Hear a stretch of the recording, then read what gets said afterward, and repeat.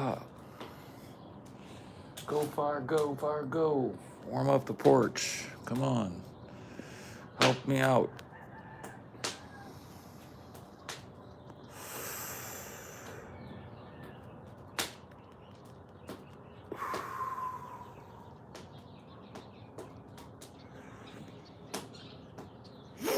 A good morning, Vietnam.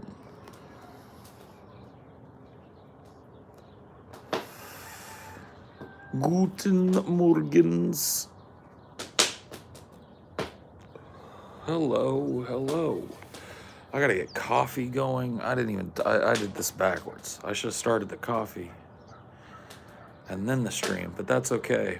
You guys are used to me walking away to make coffee, so I'll do that in a minute. Hello, what it's due?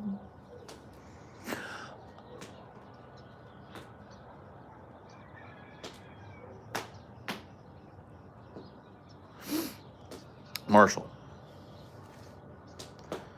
Glad to see you in here. I have a proposition for you that I'm going to toss to you. I'd like to meet you on Discord real quick and toss some paid work your way, possibly. Unrelated to the Beauregard project, but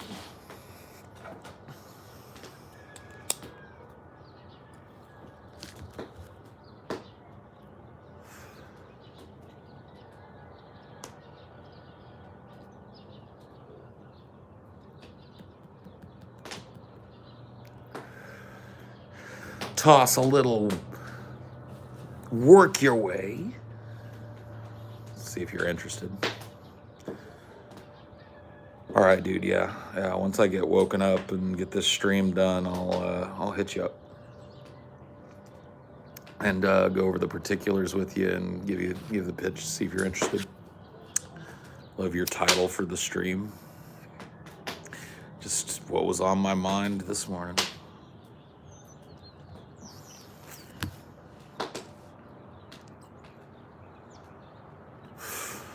Yeah, I'm going on Pembroke's show early May.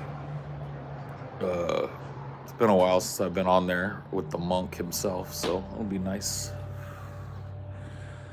That order be nice.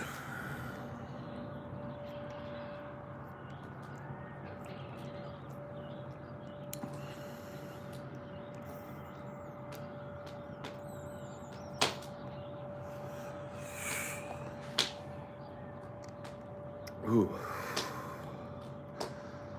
Trying to slap myself in the face to get myself woken up today. Starting the fire helped a little bit, but not really.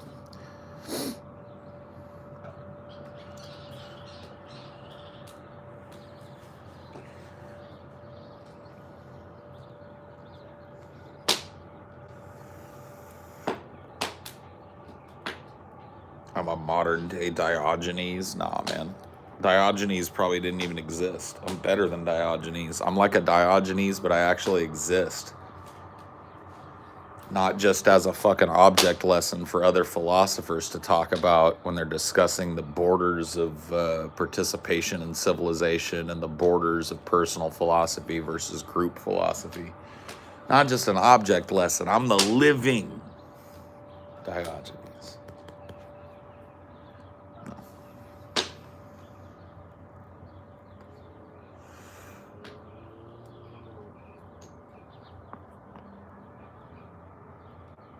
Snap, crackle, pop. Snap, crackle. Oh, my neck sounds like Rice Krispies. That can't be good. That can't be good.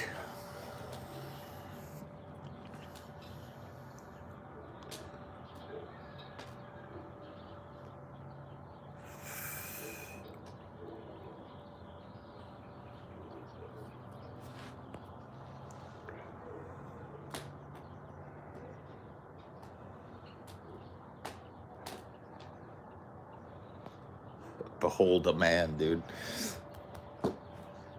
Plato's chicken, dude. Plato's man.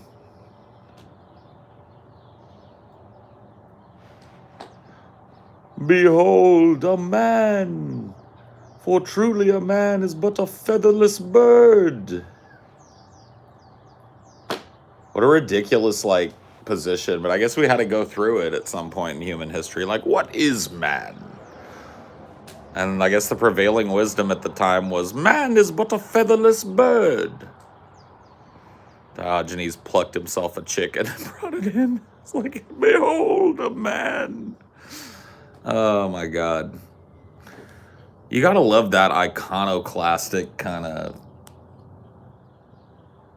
mentality, you know what I mean?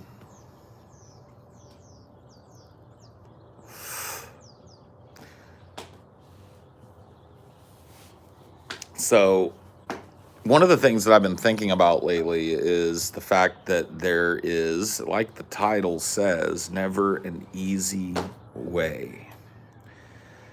And what do I mean by that? Well, we can start at something that's not political, okay? Let's start with your personal life. If there's time or effort between you and a goal, there is never an easy way to get from A to B. No matter how much you want there to be, you have to earn it. This is just true in life.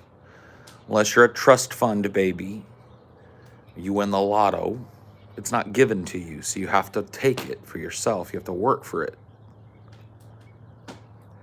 And I feel like that this idea has infiltrated, this idea that there is an easy way, a well-paved road and a bumpy road, and it's better for the shocks of the country to stay on the well-paved road. And it's just not true, guys. Easier does not mean better. And in fact, in this case, easier means the death of the planet with barely a whimper. And I feel, and I don't want to portray people who are my ideological or philosophical or political opponents uncharitably here, but I feel like a lot of people are preaching an easy way. And doing so from a point of ultimate cynicism. They're participating in the process and riling people up, but they know deep down and share as much after the fact that it doesn't even mean anything and none of it. And that's the easy way, right? To tune out, to divest yourself from the process and to divest yourself from culpability and responsibility for what's going on in the world.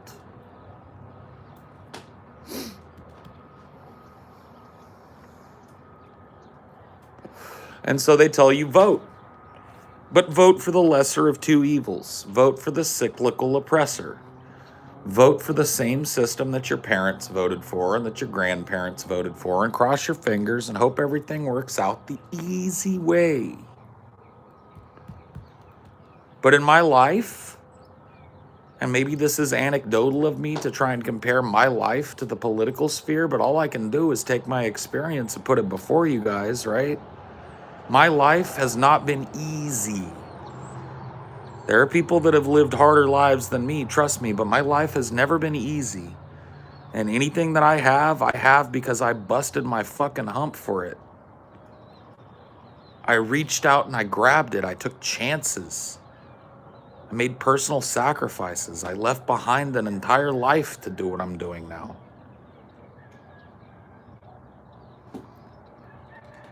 There's never been an easy way for me. I've never found a shortcut from A to B when it comes to something that I want. And it seems to me right now amongst the left, the easy way is to, when the election cycle rolls around, right, get people to take the easy, get in there and vote, and then go back to sleep. That is the easy way to do it. Every 2 years, get politically involved, vote party line Dem, and then go back to sleep. Oh shit, we got beat this time. Oh well, go back to sleep till the next cycle. It just seems like that is the functional message that a lot of young people are being given from a lot of talking heads. And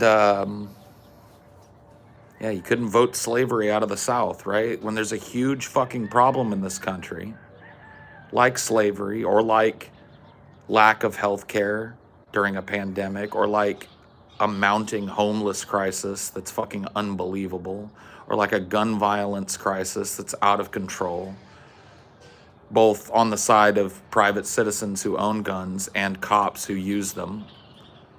We've got these multiple existential crises, and ecological collapse that we're living in the midst of, and economic collapse coming around the corner, and everybody thinks that there's an easy way. The simple way is to kick back, watch your Vosh, right? Go in and vote on your initiatives, and then pat yourself on the back. But since when has the easy way accomplished change? Never in my life. Ever.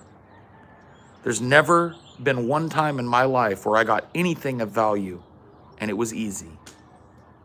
There's never one time in my life where I've changed my life from one thing to another and had that be easy. And yet we think we're going to change this system the easy way by voting and then talking about how we voted for 2 years.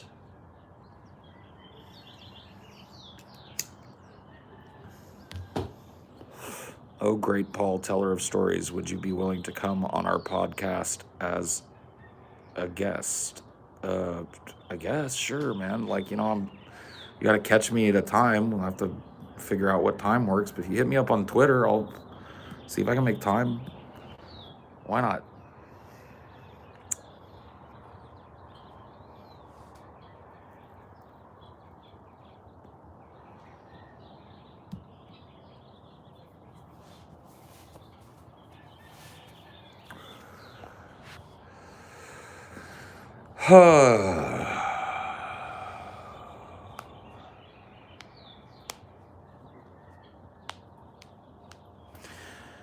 So that is, let me just check my fire here. It's looking a little bit like a Smoky Joe, and I don't like that.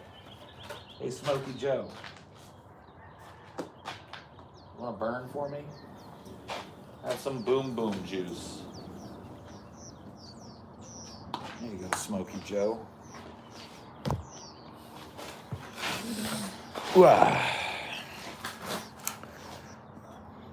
That should set it off. That should do what we hope to do. Maybe. I don't know. I've had good luck with these fires lately, but maybe not so much anymore.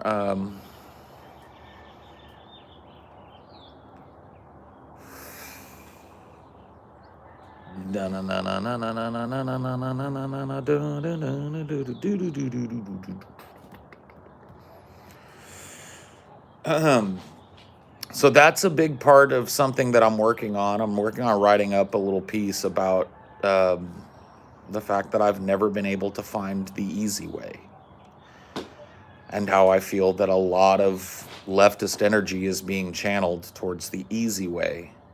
And I don't believe that problems like we face in this country get fixed the easy way. And that's part of no confidence.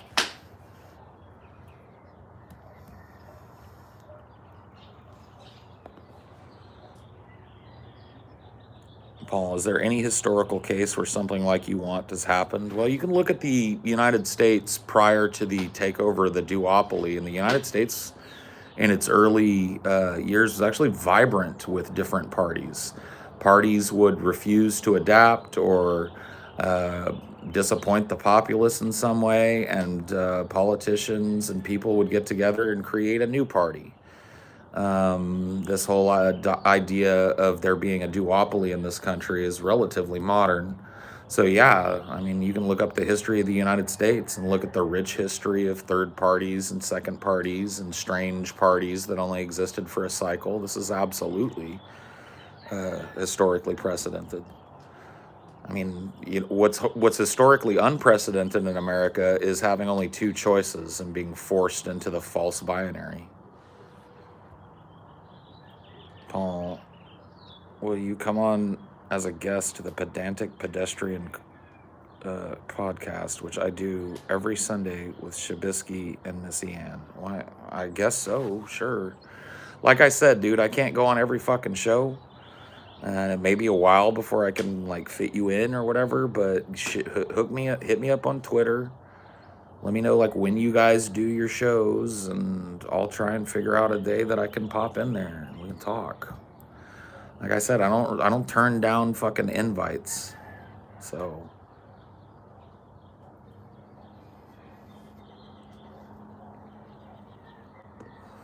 usually, I mean, I can't. Like I said, I can't take up every goddamn fucking invite, but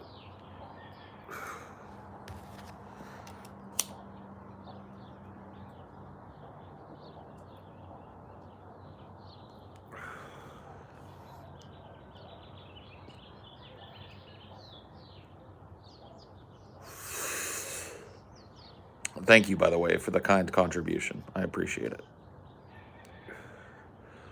Paul, we still end up where we are now.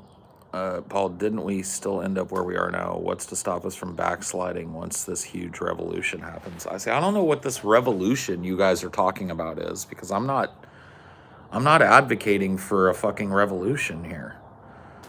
I'm advocating for those of us that have given up on the electoral system to make our voices heard in a tangible way, and to let leftists know that we will not buy the rhetoric, that we won't be browbeaten into voting for Kamala Harris. We won't be browbeaten into throwing all of our fucking support behind politicians that have no, intention on helping us. Hello, sweetie. Oh, thank you. Coffee. Oh my God. I assume you mean that you want to be up right now, right? Yeah, for sure. I'm not gonna sleep again.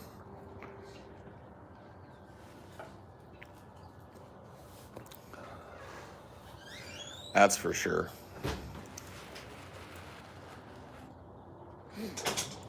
Seems like you're talking about a revolution. I'm not. I don't think a revolution is possible. Not just with the tactics that I'm proposing. I'm talking about leftists taking a stand against an organization that has funneled their passion into corporate gruel.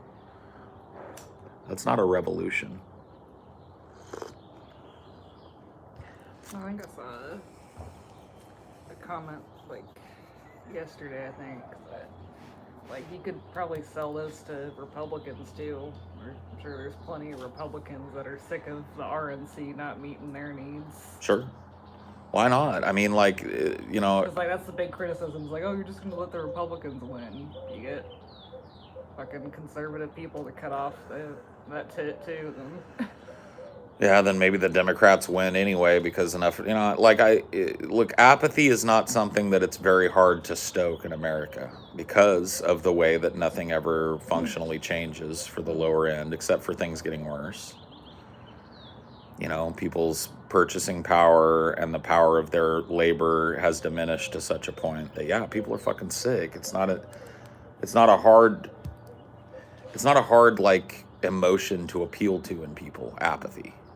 But this isn't apathy, right? This is righteous indignation against the politicians and the political structure that promises to help you and then never does, and continuing to make excuses for that, and continuing to make this absurd one party is 0.02 less % evil than the other party, therefore it's smart for us to keep pouring our fucking support and passion behind that party. It's just ridiculous.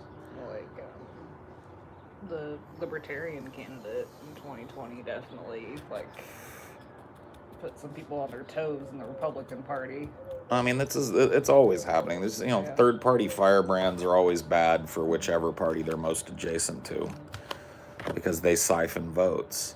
And so I'm all about we talked about this last night. It's kind of an update to the tactic. It's a brand new tactic, but, letting people know my intention to vote no confidence or blank out my ballot when it comes to voting for politicians doesn't mean that I can look over your shoulder in the voting booth. If you go into the voting booth and decide to bubble in Jill Stein or something, you functionally done, or Ralph Nader if he runs again or some shit, you know what I mean? Like Or what fucking Vermin Supreme or what? Vermin Whatever. Supreme or whatever, whoever's on the ballot, right? If Yeah. you go in there and bubble that in, you've functionally done the same thing that I've done. Yeah. It just seems like the safer option, so you don't get the weird ballots being thrown out. I don't think your ballot is thrown out if it's blank. I've looked into this claim and I haven't been able to find any actual evidence that writing in candidates throws out your entire ballot. Yeah. Like people vote down ballot initiatives and write no confidence or something on their I ballot. remember I have TJ not. saying that he had to vote for like some Republican representatives, otherwise his Louisiana ballot would be thrown out. Yeah, I don't think that's true. I don't think you have to bubble in a politician if their ballot also includes initiatives. Now, if it's just a political ballot, like for example, the presidential. But like, there's had initiatives too, I think.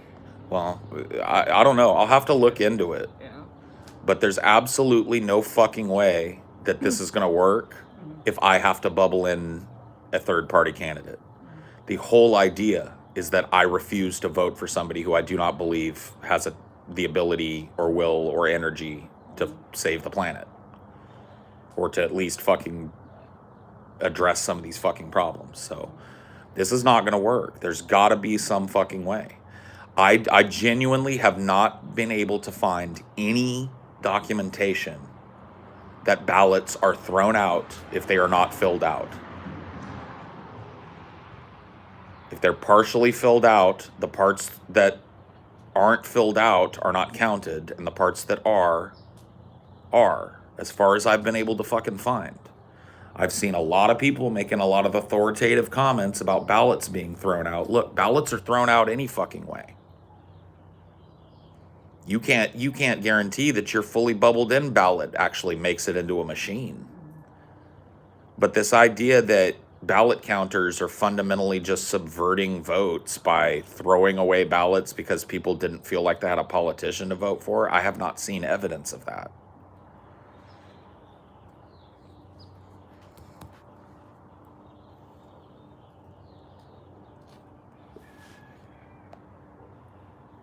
It might be entirely different in each state. Well, in that case, then I'll have to find out where it's different in each state and come up with a fucking primer and type it up for everybody per state what they can do to their ballot. If a state invalidates ballots because you didn't bubble someone in, then you bubble in like a third party person as a protest vote because you're not allowed to vote no confidence. You write in next to your fucking vote, no confidence, right? So you bubble it in, and then you write on the ballot, no confidence.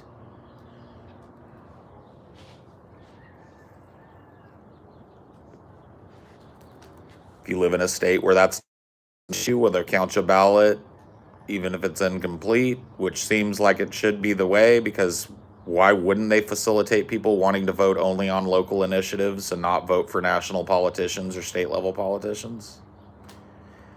Seems to not make a whole lot of fucking sense, but if that's the case, I'll find out which fucking states that's true in and we'll amend the tactic. That's just the way it's going to have to be.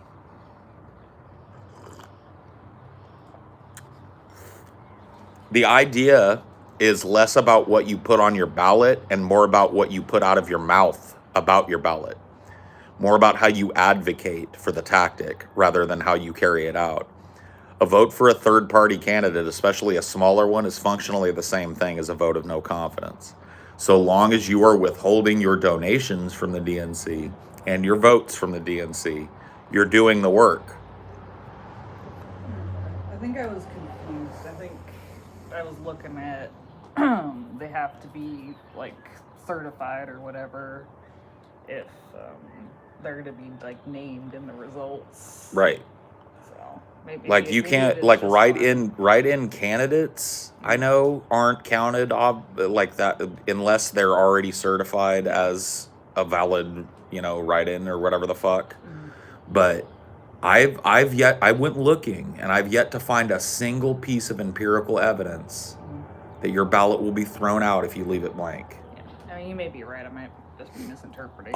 You may be right.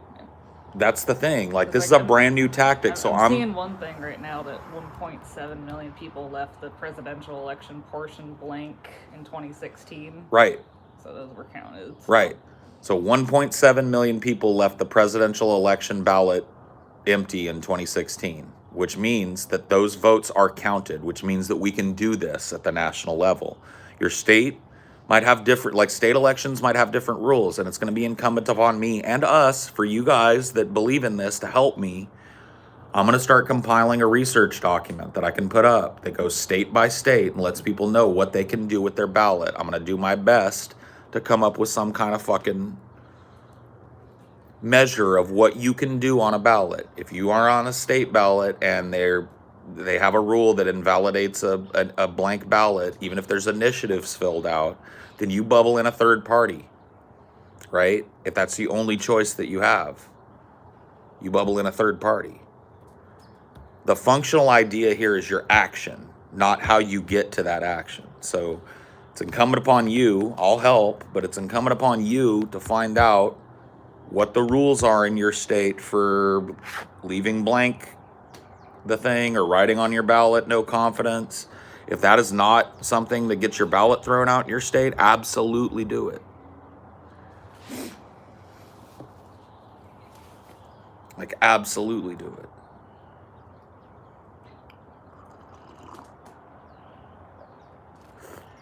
Bosch promised a similar document back in 2020 but never delivered. Like a document about what you can do in your state in terms of voting. Like, I don't see how hard it would be to compile a list of rules or to find a general rule of thumb, right? I'm not talking about like all of your options for voting and how you can use your vote and the different, like, I'm not going to compile a document letting everybody know exactly all the rules of every fucking state for voting. But I will look into and start looking into and start building a research document about any outlying states that have weird rules. It'll probably be easier to tackle it like that rather than going a full 50 state document. Let me see if I can find any states that have weird rules about empty ballots. Yeah.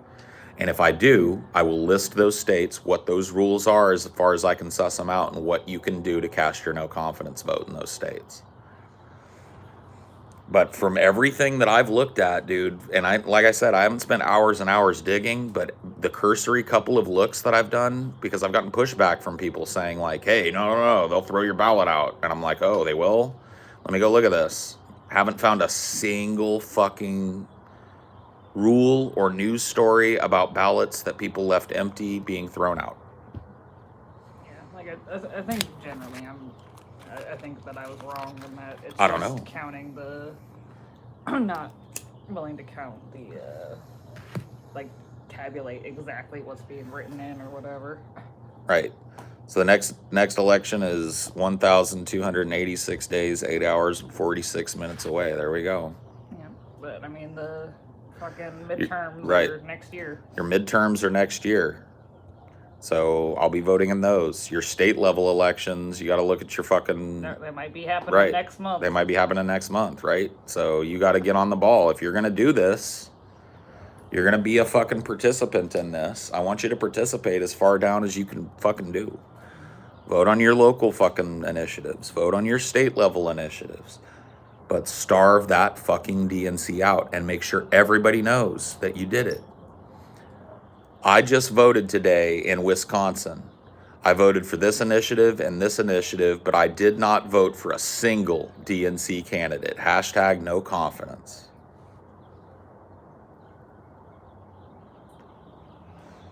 That's the idea behind this shit. Your participation in it is what matters, and how vocal you are about that participation is what matters. There are hundreds of people out there right now trying to convince me that what I'm doing, that this tactic is pointless, stupid. Even my friend TJ said it was the best Republican tactic that he's ever heard. People are afraid of this. This is provoking a fear response in people who like the easy way. This is not the easy way. This is the hard way. This is the bumpy road that leads somewhere, not the paved road that endlessly makes a loop.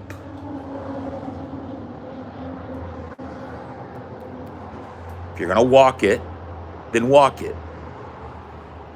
Don't come to me with your excuses. Don't come to me crying about how your tactics are going to solve things when they've solved nothing, but my tactics aren't going to work even though nobody's ever tried them. Cry about it, but make sure you step out the way. Because I don't care if a single one of you does this. And I think that more than a single one of you that listen to me on the regular will do this. I'm doing it. And I'm going to use my platform to let everybody know what I'm doing and why. And I'm going to continue to do it.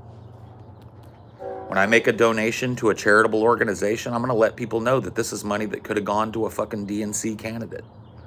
This is money that could have gone to one of these like must-win Senate races or whatever the fuck, where some fake progressive is making fake fucking promises. I could have given that campaign some money, but I decided to put that money in a mutual aid org instead. I decided to put that money towards an animal shelter or a homeless shelter or a battered women's or battered men's shelter.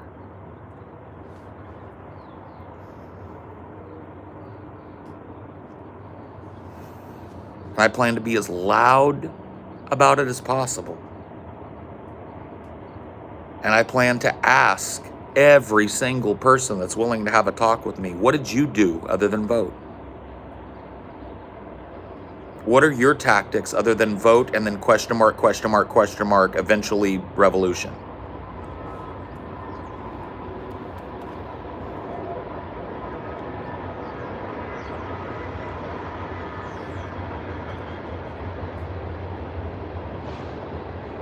Yeah, it's time to start bullying the libs. They're not going to bully Biden, so let's bully the libs. Let's take all of these people that talked all this shit about how they were going to bully Biden, how they were going to try and push the Democratic Party left, who are now out at brunch and arguing with one another over fucking philosophical esoteria, rather than actually fucking doing the hard work of politics. All these fake fucking talking heads. Where you at?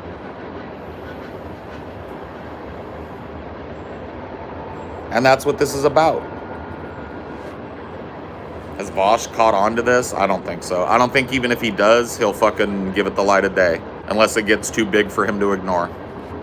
Which is not something I have much control over, but I'm going to do everything I can to make sure it does.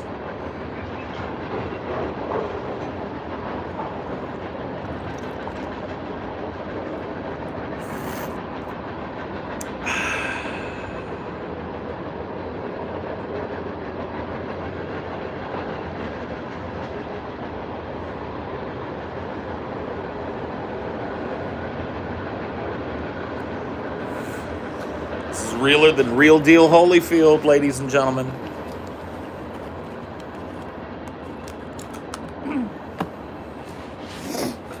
I have to come to terms with me one way or the other.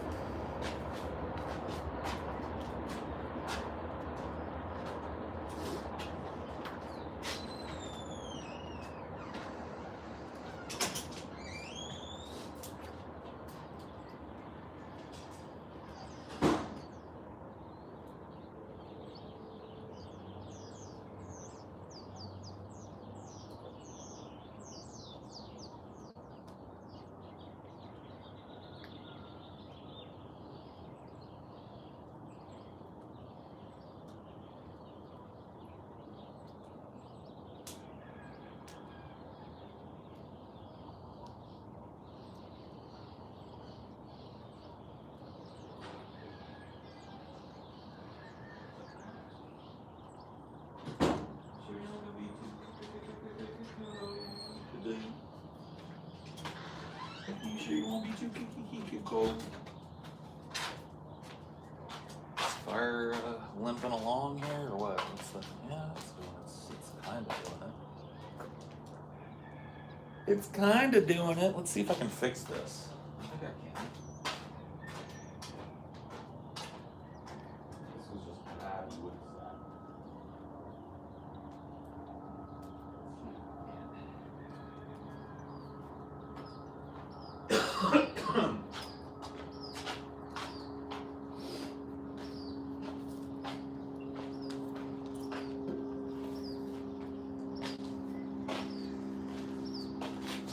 Oh, it's Smokey Joe.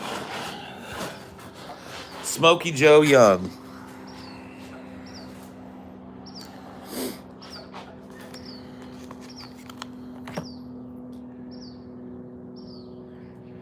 At this point, is there any level of reforms the DNC could enact to earn your vote? Absolutely. They could start forcing votes on Medicare for all.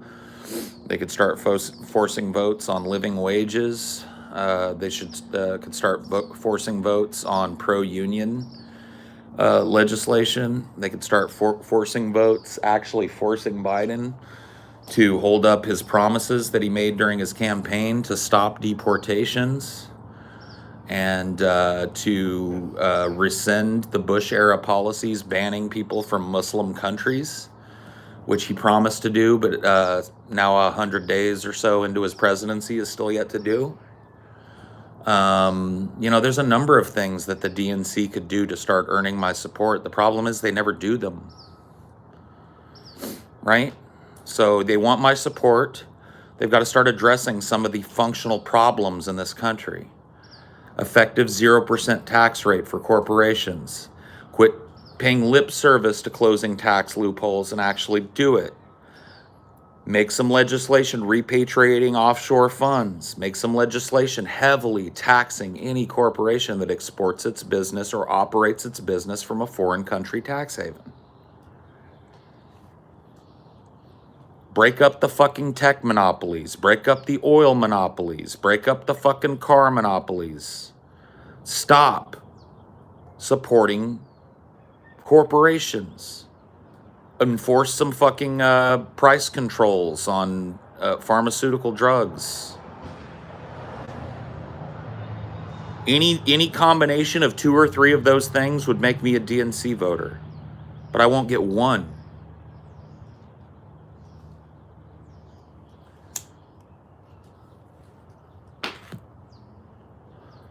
So, right, there are endless numbers of ways that the DNC could earn my vote legitimately. They just won't. And so I'm not going to vote for them anymore. I'm going to starve that organization, which masquerades as a left-wing organization but functionally supports a center-right agenda.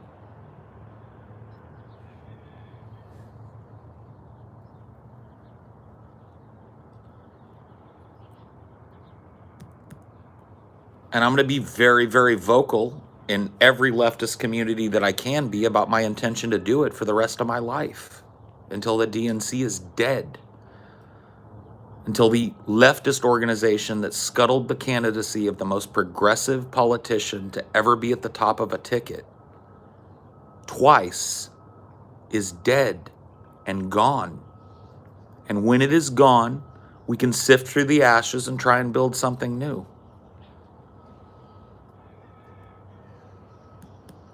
But as long as the choice is, like lobotomies said, 2 right-wing parties, I'm not going to shuffle around and do the stupid fucking marionette dance of lesser of two evilism.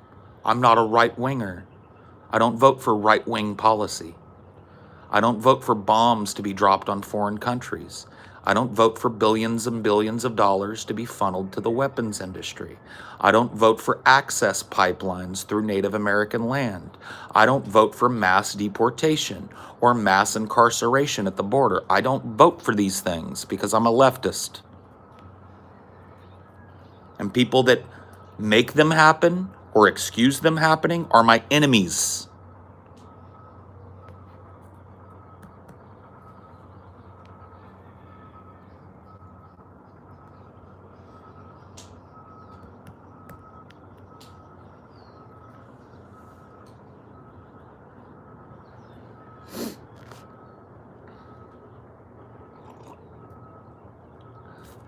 John Wayne's not dead. He's frozen. As soon as we find the cure for cancer, we're going to thaw out the Duke, and he's going to be pretty fucking pissed off. Do you want to know why? I'll tell you why. I'm looking looking, and you're right. There's nothing. So I think TJ might have been misinformed, thinking that he had to vote for some unopposed Republican representative. So it is what it is. You're whittling away at disagreement with your plan. I really like the idea. Last night I'd throw money at that. Well, you'd be throwing money at me. Last night's idea kind of morphed from this, hey, let's publicly do this together. And I was like, wait a minute, that's like me running a funnel charity.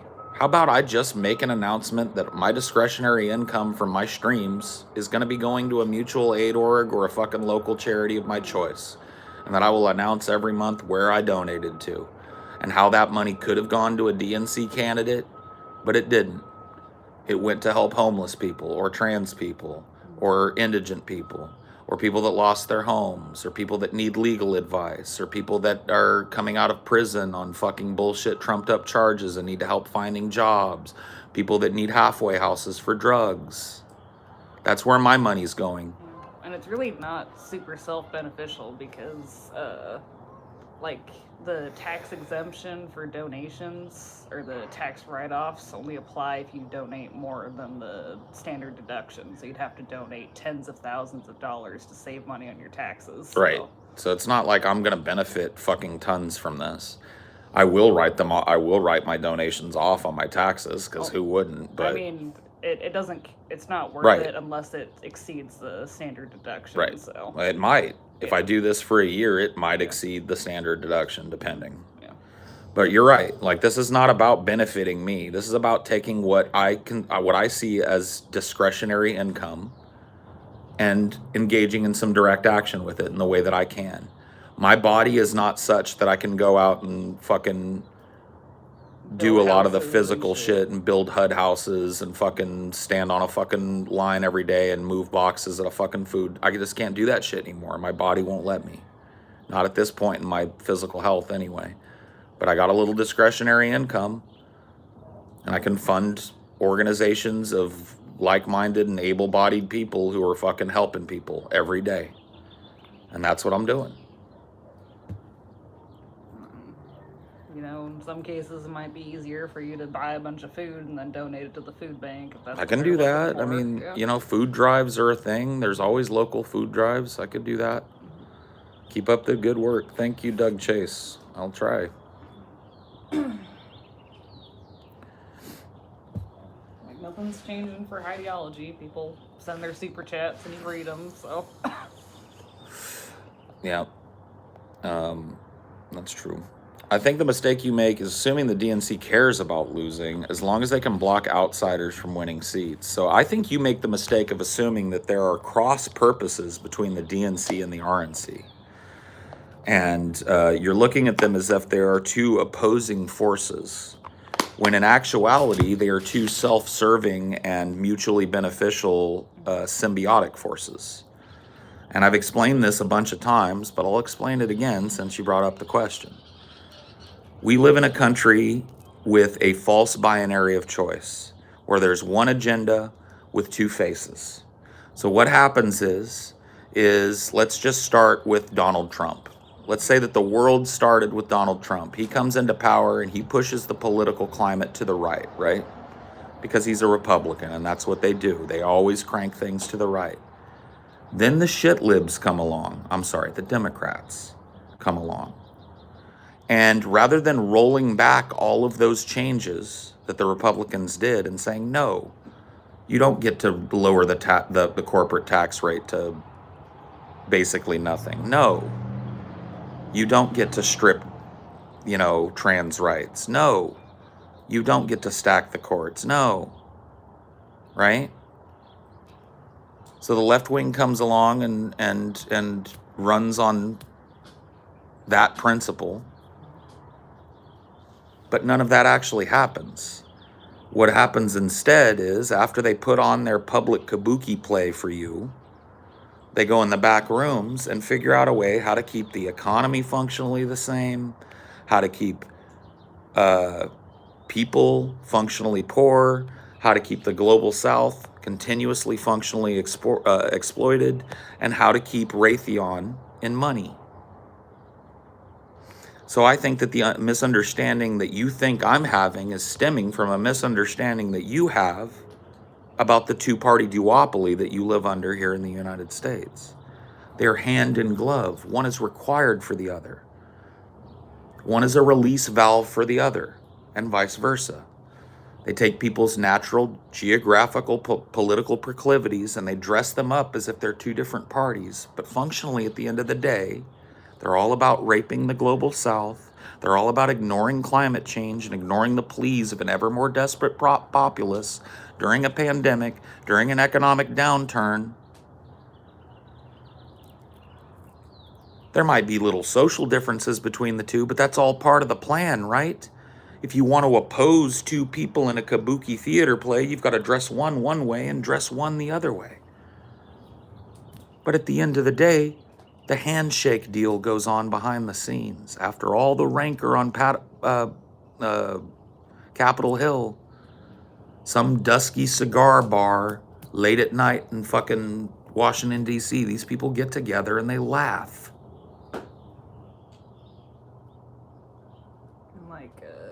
Obama extended a ton of Bush tax cuts. Of course he did. And that included corporate ones. And do you want to know what's funny about that? Even worse, he promised to roll them back.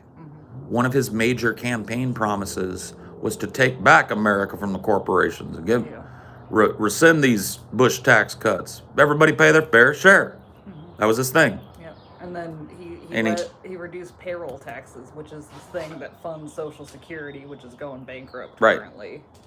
Like, it sounds sexy, to people. It's like, oh yeah, I get to save money or I get to make more on my paycheck, but that's at the cost of anyone on Social Security. Trust me, your payroll taxes are minuscule in compared to what a gift it was for people who get a big, like $100,000 a month payroll or a $250,000 a month payroll, of which there are plenty. Yeah. Those payroll taxes, that was a fucking gift for you. Yeah. It's a little smidge. Yeah. See, everything is disguised as a gift for you, but really, it's a gift for corporations. Yeah. I mean, these honey sweet lies and promises that the DNC drips into your ears. When you live as long as I have and you've heard them as long as I have, you'll learn to fucking recognize them as soon as they come out of the mouth. I'm going to close Gitmo.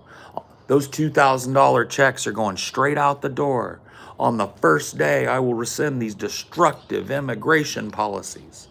He's deported more people than Trump in the same amount of time. Yeah. Explain that. It was completely stupid to say, all right, we're going to only allow minors across the border. Like, that wasn't going to cause separation. Right.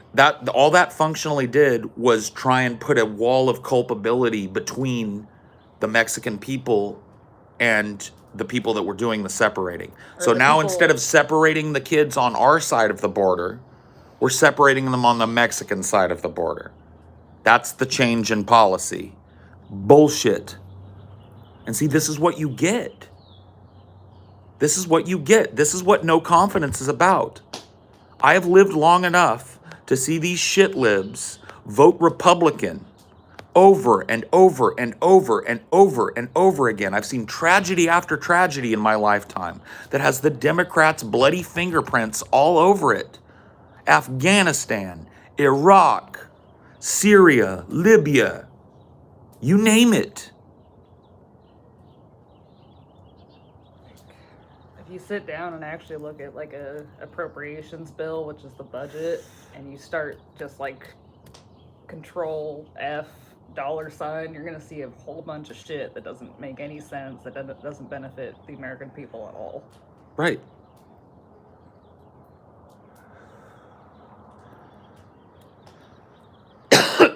So what are you gonna do about it? It would be one thing entirely, dude. I don't even think this movement would have gotten off the ground in my mind if all of these people who said, bully Biden, bully Biden, bully Biden, let's get him elected, let's get him in there because he's slightly less bad than fucking Trump, and then let's hammer these fucking libs. Let's force the vote. Let's force a voting block. Let's get in there. Let's direct action. Let's hit the streets. Let's do donation drives for mutual aid orgs. Let's start making some changes, leftists. That was the fucking energy coming out of Bosch and all of his ilk leading up to this. And I've heard peep about it since. They're just excuses. Making excuses for AOC, making excuses for Joe Biden, pretending to not be as disappointed as you thought you were. What is that? That's not bullying. Or pretending that your expectations were nothing. Right. And anything he does. That happened almost immediately. Yeah. So as soon as he got elected, the bully Biden thing, I started asking people like, where's the bully Biden happening? The first thing I got was, Paul, can we at least have a few weeks to be happy? Which I translated as, hey, Paul, can we at least have a few fucking months here to go to brunch and not even fucking care about anything? And then, after that expired, after that excuse started sounding bad, then I got apologetics for Biden. Well, at least he did this. Well, at least he did that. When he's done functionally nothing.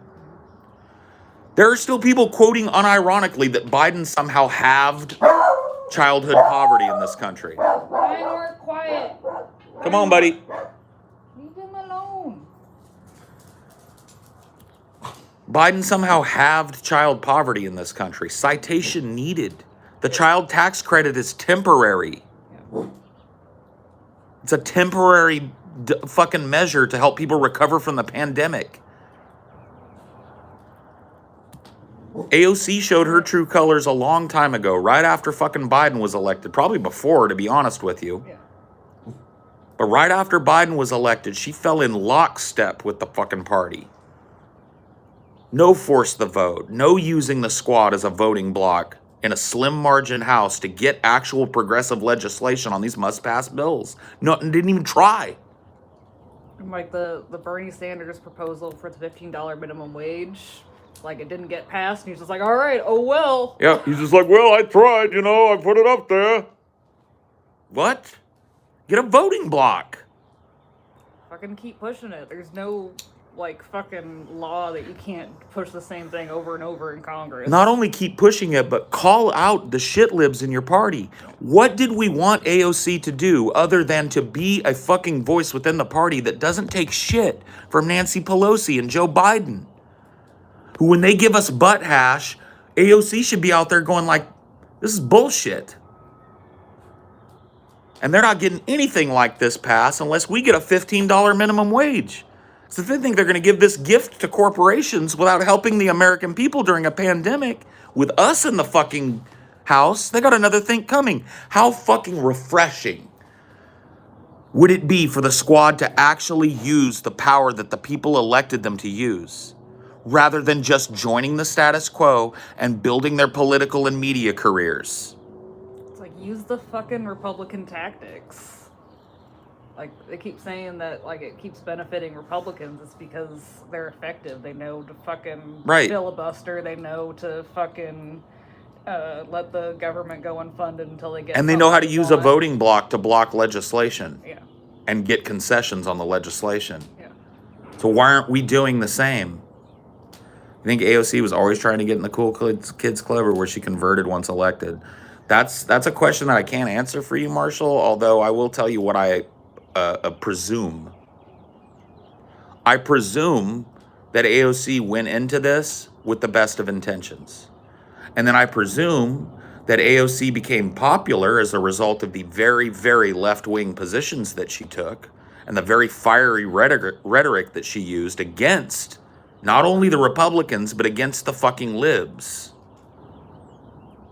And I'm assuming that she got introduced to the power structure and watched her profile go from fucking huge to fucking absurd, and watched the amount of power that she had to show up on whatever news outlet that she wanted and get her voice heard, and saw how social media people fawned over everything about her, from how she does her hair, to what color lipstick she's wearing, to how she got her nails done, to how she got a new suit that she wore today, to how she's a fierce slay queen. And I think all of that became more attractive than actually becoming an iconoclast and not being popular in the House, and not always being popular amongst your own party.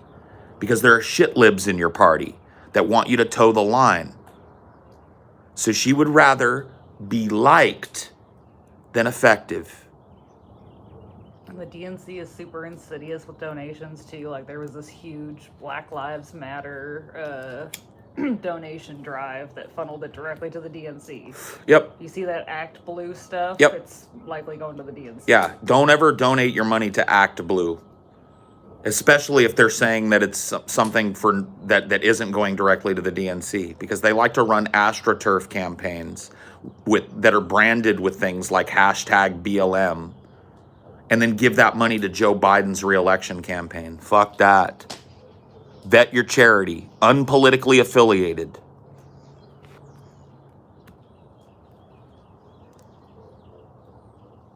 Like even Planned Parenthood is guilty of that sometimes. Of course they are.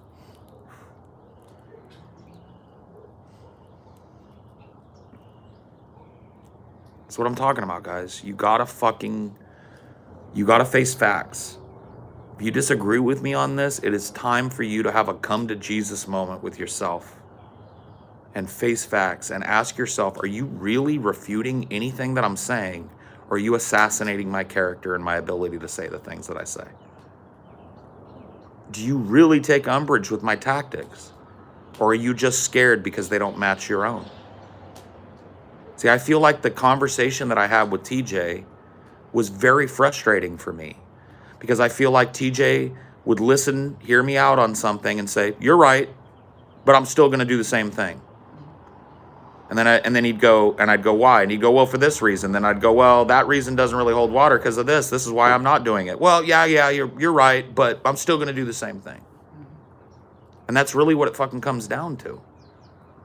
Ask yourself if you're doing the same. If you're a person in the chat or lurking or on the subreddit or whatever the fuck on Twitter that's engaging with me, ask yourself, am I disagreeing with Paul because I fundamentally disagree with his tactics or his message? Or am I disagreeing with Paul because he's not doing what I'm doing? He's not joining the tribe and doing the easy thing. Look at how the Dixiecrats were overturned and the party switch happened. It's like that happened because fucking pressure was put on the parties. Right. You don't feed it when it's not delivering. That's fine. I'm sympathetic to your views, but your conversations with TJ always end up with me disagreeing with your tactics in the end. That's fine. I'm fine with that. That sounds like it's in relatively good faith. It doesn't really explain why you disagree with my tactics, but I can't expect that in a limited YouTube comment. I don't got any problem with you disagreeing with me. I'm not looking to make friends doing this. I mean, I'd like people to fucking hear about this, and I'd like people to consider the argument and join me if they would. But as far as like me trying to form some kind of fucking Democratic coalition or something, I'm not trying to do that. I'm trying to send a message for the 40 to 45% of people that stay home for every election, who don't vote at all, and who are assumed to not vote because they're too dumb, too lazy, or too apathetic to do so. I don't believe that for a second. I believe that most of the people that don't vote do it because they don't believe there's a point. And they're right. They're correct right now in this country. There isn't a point. But I think those people deserve a political voice just as much as the people that crow about voting in for a rapist to replace another rapist. You're speaking to the people that teeter-totter too. Like, there's plenty of people that just go like, oh, I'll try Republican, I'll try this. Oh, well, this Democrat fucked me over. Let's try the Republican. Oh, fuck, this is a nightmare. Let's go. Oh, shit, Democrat, okay. Oh, fuck, they fucked us over. Oh, let's give this Republican guy a chance. He's hollering. Talking to the seesaw people. Talking to the centrists. Centrists are the easiest for us to reach because, like, a lot of people shit on centrists, but centrists are people that are just fundamentally confused. They have been humping the fence for so long that they don't know how to do anything else. They desperately want to jump off that fence one way or the other, but they don't know how to because they're being given a problem that's unsolvable. How do I fucking feel good about voting for evil? I And it's guess like I'll there's just this hump the fence. misinterpretation of some centrists that they're like conservative in some ways and liberal in other Right. ways when they might just hate both. There are centrists that their political philosophy is maybe economically more conservative but socially more liberal. There's quite a few people that I've met that are like that, right? Mm-hmm. But there are also centrists that just don't feel right about either party and try and vote for whichever party they think is closest to their fucking ideal. Or just different from the last Or time. different from the last time, right? There's a number of reasons. So, like, think about how... I want you to go listen to how these big lefties talk about non-voters. Go back and listen to my Vosh conversation when I made it clear to him that I would not vote, right? And listen to how he talked about me. Go watch his other content. Go watch TJ's content. Go watch these lefties' content and look at how they talk about non-voters, and you will find a commonality. Non-voters are lazy. Non-voters are apathetic. Non-voters are part of the problem. If only those non-voters were vote, the libs Democrats would win every time. It's all assumptions that people that don't vote do so because they don't care, because they don't have political aspirations or goals, and because they don't have any tactics. And that's true. Like, I remember earlier someone saying, like, oh, the Democrats don't care if they lose. They do. Like, if they had lost Georgia, they would have freaked out. Right.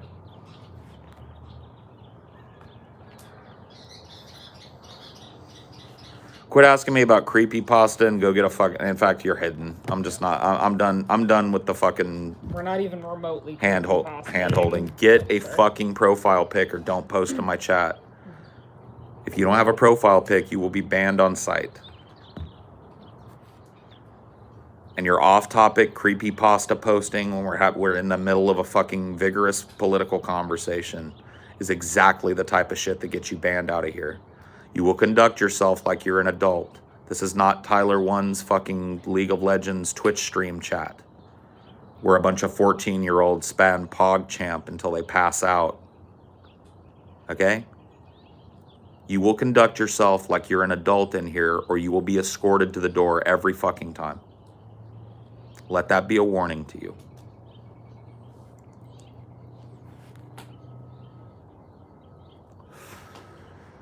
What if by starving the DNC, we end up leaving the U.S. with a soul-strong Republican Party? A soul-strong Republican Party that suddenly doesn't have a local political enemy to blame everything on, to pass the buck to when shit goes to shit. And then their passion goes down on their party. Right. Which opens up the door for what? A new structure, a new party built from the ground up that isn't the DNC, that isn't about entrenched neoliberal power structures, warmongering, and exploitation of misery. It's about helping people here in the United States and then helping people the worldwide. Like, who the fuck do the Republicans have they won't blame China because they need a local thing. Nobody's going to buy that China somehow made it to where Republicans couldn't get shit done. You can't vote for or against China. Look at how they use their tactics right now. Nobody can vote for or against China.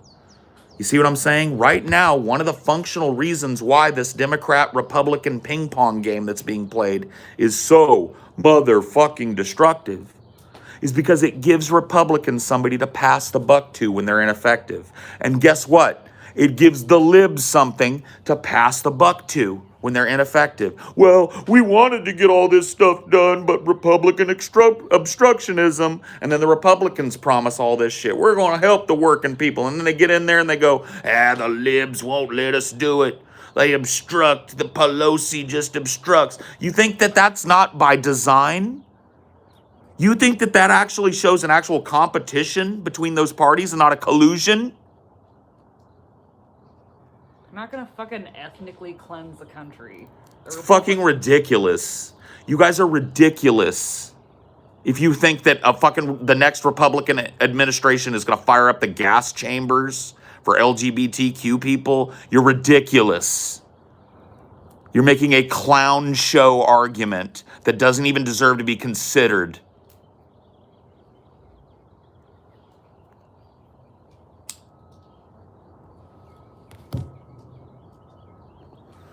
Cut it off, then kill it. Dinor, quiet.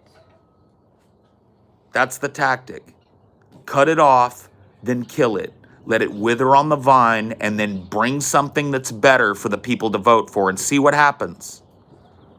See what happens when you don't have a do-nothing, roll-over pussy party. Do you know how fucking functionally cowardly the Democratic Party is? Cowards. Roll-over, belly-showing, money-hungry cowards that are really, really interested in keeping their jobs, but not interested in helping you find one and keep one.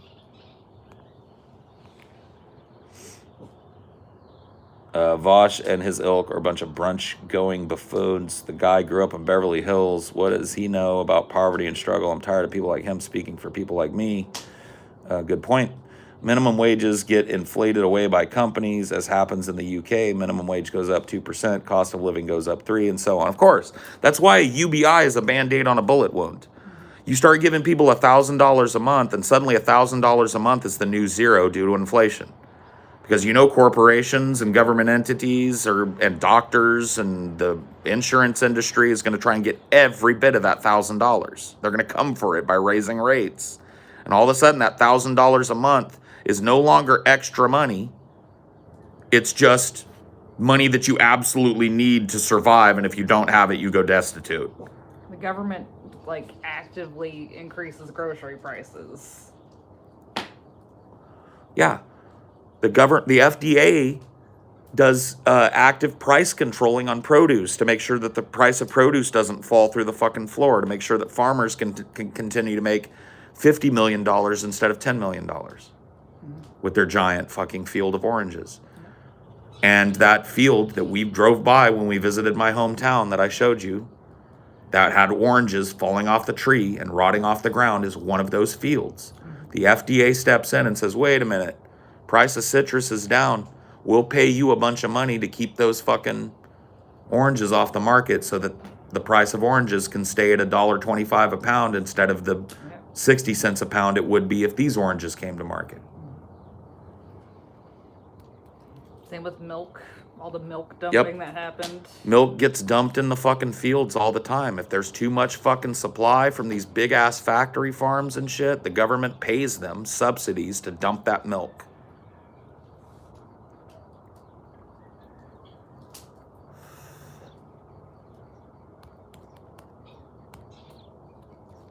Guys, come on.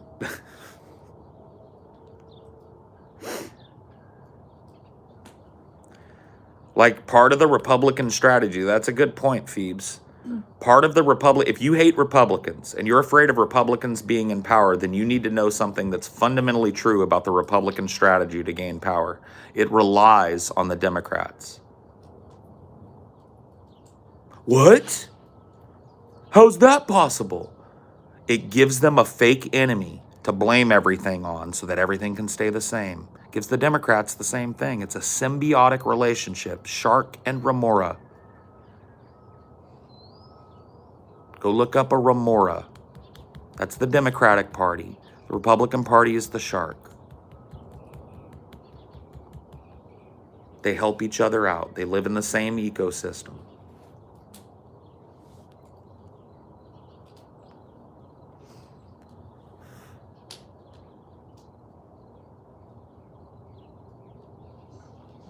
Someone mentioned not paying taxes. The problem with that is that's illegal, and voting no confidence isn't illegal. Right.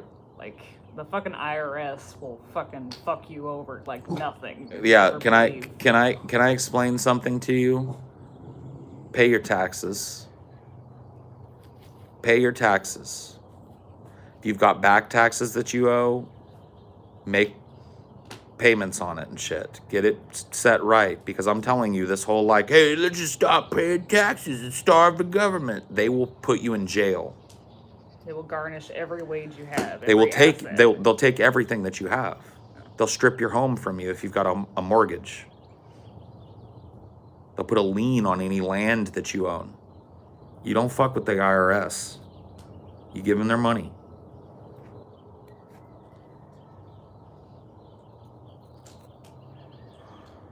That's one part of the status quo that I will advocate that you do. Not out of my belief that it's right, but out of my belief that I don't want to see you go to jail for a long fucking time.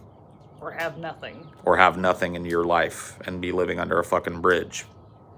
The IRS will take everything that you have. They will garnish your wages until the end of time.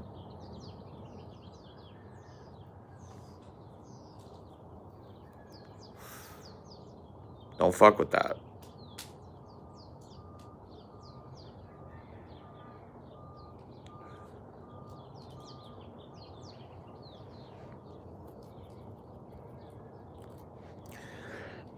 People don't understand. And here's the deal. I'm not going to like try and trump it up like it's bigger than it is.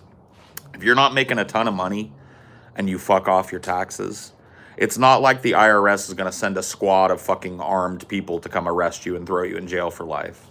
But eventually, somebody's going to get around to noticing that so-and-so has been putting income in their bank every goddamn month, but hasn't claimed a single fucking dollar, even hasn't filed in years. So it's not like it's going to happen right away. But if you don't make a bunch of money and you miss a couple of years of taxes, eventually your case is going to come across some low-level IRS employee's desk, and it's going to be put in a database of people who get sent a letter. And in that letter, it's going to talk about how you owe taxes. Yeah, that's a great point, too. What? All bosses got caught on taxes, not murder. Mm-hmm. It's easier to get away with murder than it is to not pay your taxes. RICO cases. So if you guys understand the idea of a RICO case is a case that's built against an organized crime figure. And what you want are RICO predicates. So in order to file what's called a RICO case, and I don't even know what RICO stands for. I'll look it up It's real an quick. acronym. But a RICO case has predicates, right? So in order to file a successful RICO case, a person must meet a certain amount of predicates. And so it's really hard to get a mob boss on the killing, racketeering, and bullshit that they do, because to prove that one person is behind all of this crime requires all of these RICO predicates, firearms charges, robbery charges, mail fraud. These types of things are the types of things that you have to look at to get a mob boss for the things that they actually do that are really harmful. One thing that you don't have to pay any attention to any of that with, and that you can send somebody to jail and seize all their assets for life, tax evasion. That's how they got Scarface Al Capone. They didn't get Scarface Al Capone because he presided over one of the most murderous fucking eras in Chicago history and openly flaunting United States law in multiple ways every single day and was a celebrity for it. That's not what brought him down. What brought him down was eventually they were able to pin him down on his income. And then they had a huge tax evasion case against him. He owed money that he didn't have, and he went to jail. That's how they got fucking Gotti. John Gotti didn't go to jail on racketeering charges. John Gotti didn't go to jail on gun charges. John Gotti went to jail on tax evasion. It's the Racketeering, Influenced, and Corrupt Organization Act, by the way. Racketeering, influence, and corrupt organization. Got it. Yeah.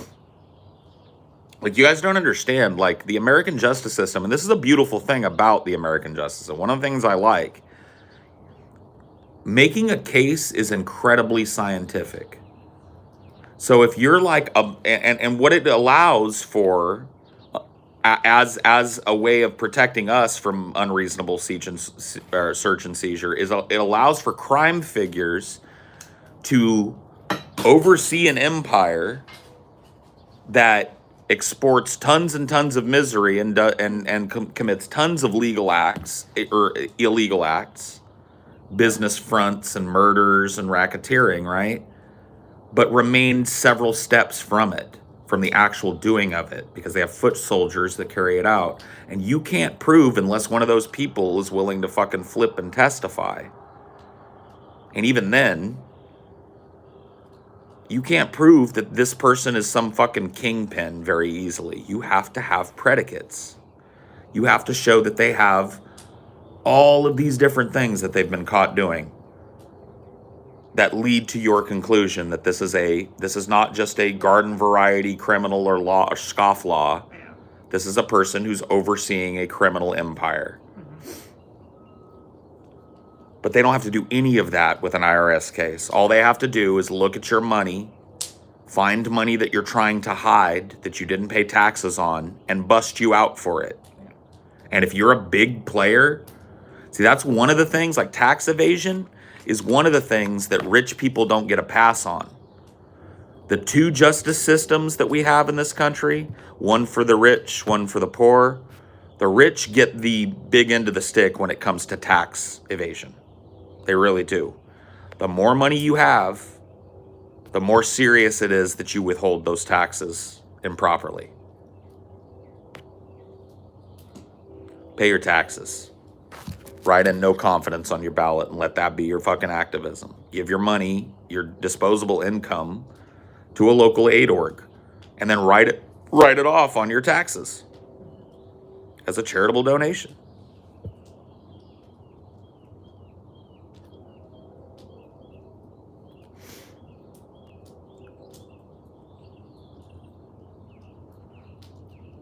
Admittedly, corporations get away with it a little easier than individuals, but doesn't mean we shouldn't play the game.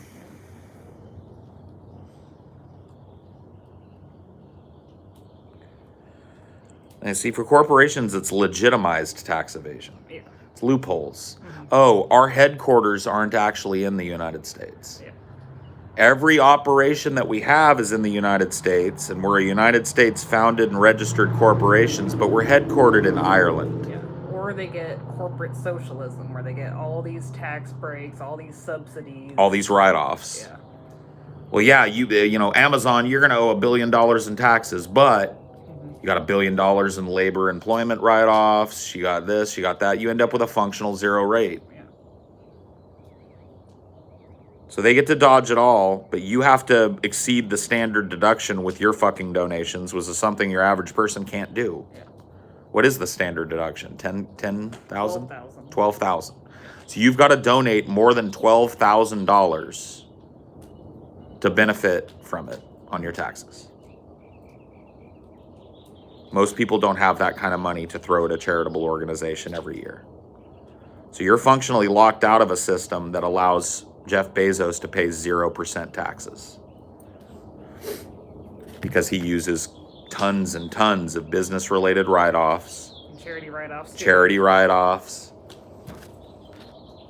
Oftentimes charities that are, you know, just money laundering schemes for their friends.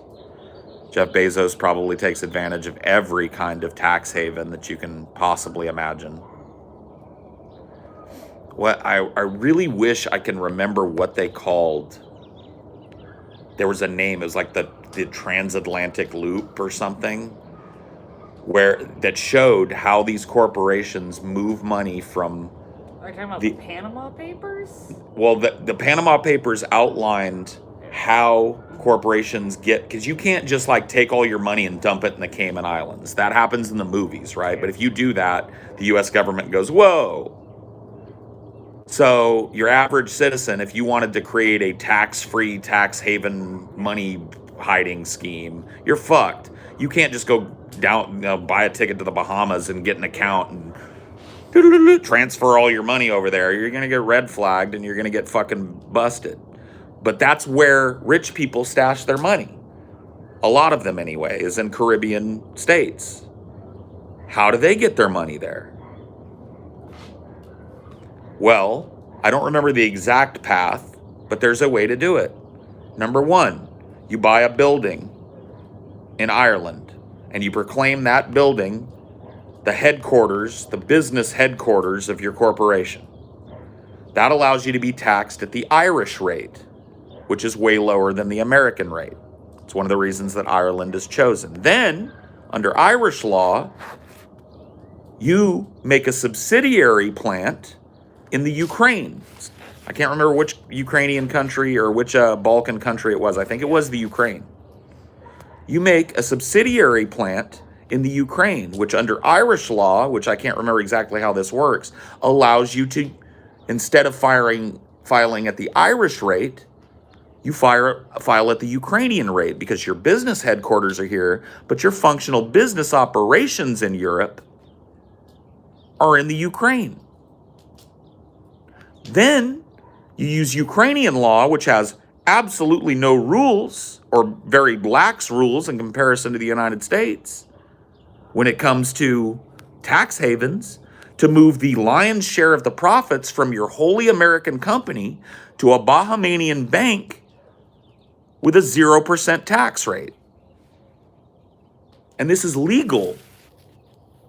This is legally practiced. Now, I don't know if I traced exactly the right path. I might have gotten missed a step here or two, but functionally what I just told you is true. This is how the scam works.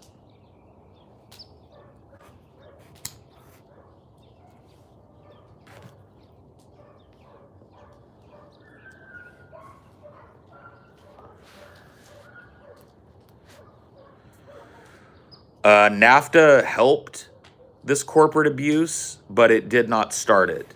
American companies were doing this kind of Super Bowl shuffle with their money for long before NAFTA was passed during the Clinton era.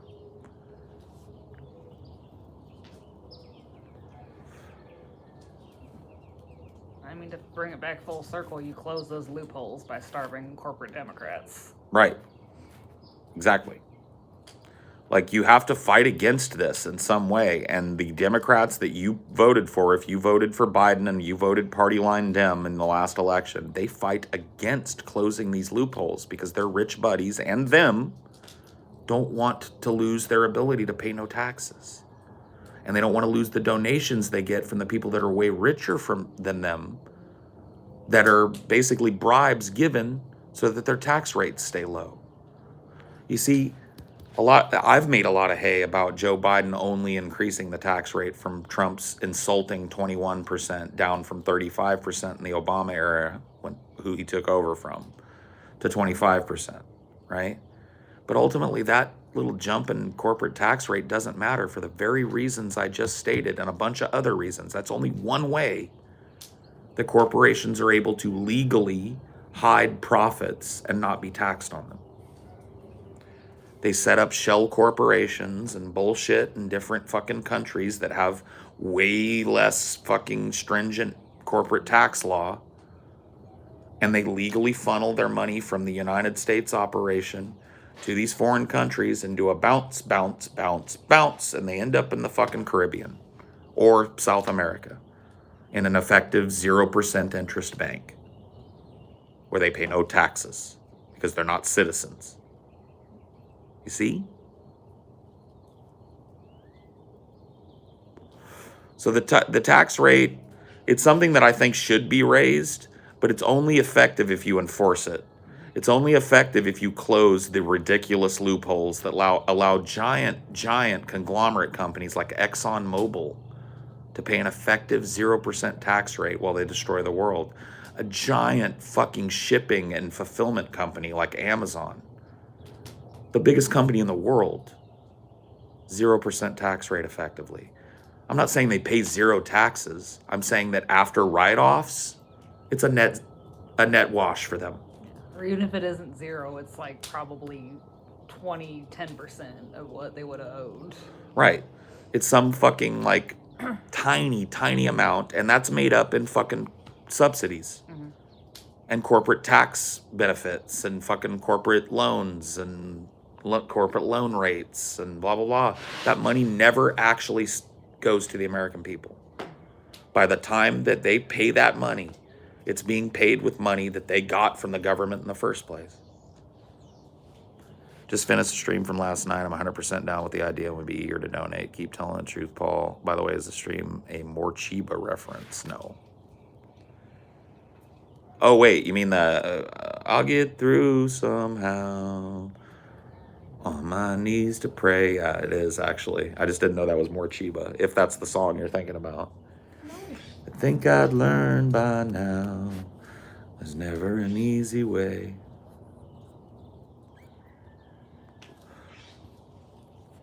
What party will you still vote for? What party will you vote for? The no confidence party. I plan on not voting for any party.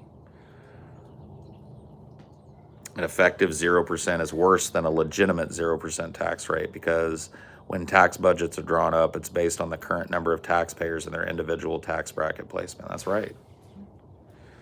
So, Like this national debt shit. I mean, that's just a fucking iceberg nightmare. It really is. It's just debt is wealth now. Yeah. And that is so inverse. That's why this economy is such a teetering, tottering house of cards, because it's backwards. Yeah. Debt is wealth. Debt is packaged together and traded for wealth. This is anti-wealth being packaged together in tranches of mortgages and being sold as investment opportunities and artificially inflated. And when those mortgages go default, the bubble pops. And all of a sudden the economy can't handle it, because all of a sudden $1 trillion worth of fucking loans and fucking bets on loans comes due. And nobody's got it because it was all debt in the first place. What a fucking nightmare. What a nightmare world.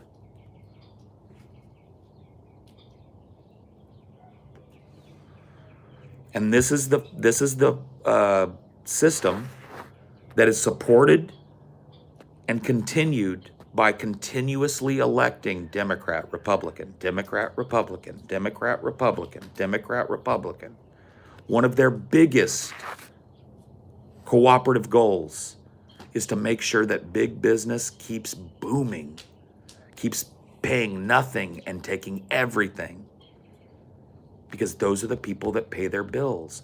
Those are the people that offer them lucrative fucking jobs as soon as they leave their fucking congressional duties. Do you know how many people that used to be in the Congress end up working for a K Street lobbying organization, lobbying the same fucking body they used to serve in, using the connections that the people sent them there to make, not to work for the people, but to work against them?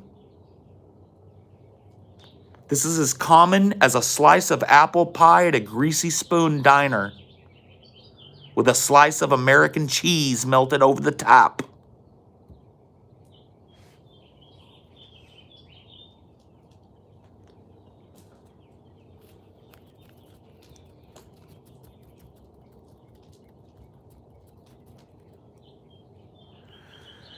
Dude, I don't know. Like, look, Connor, you asked me a question that I cannot authoritatively answer. I'm not a fucking economist, all right?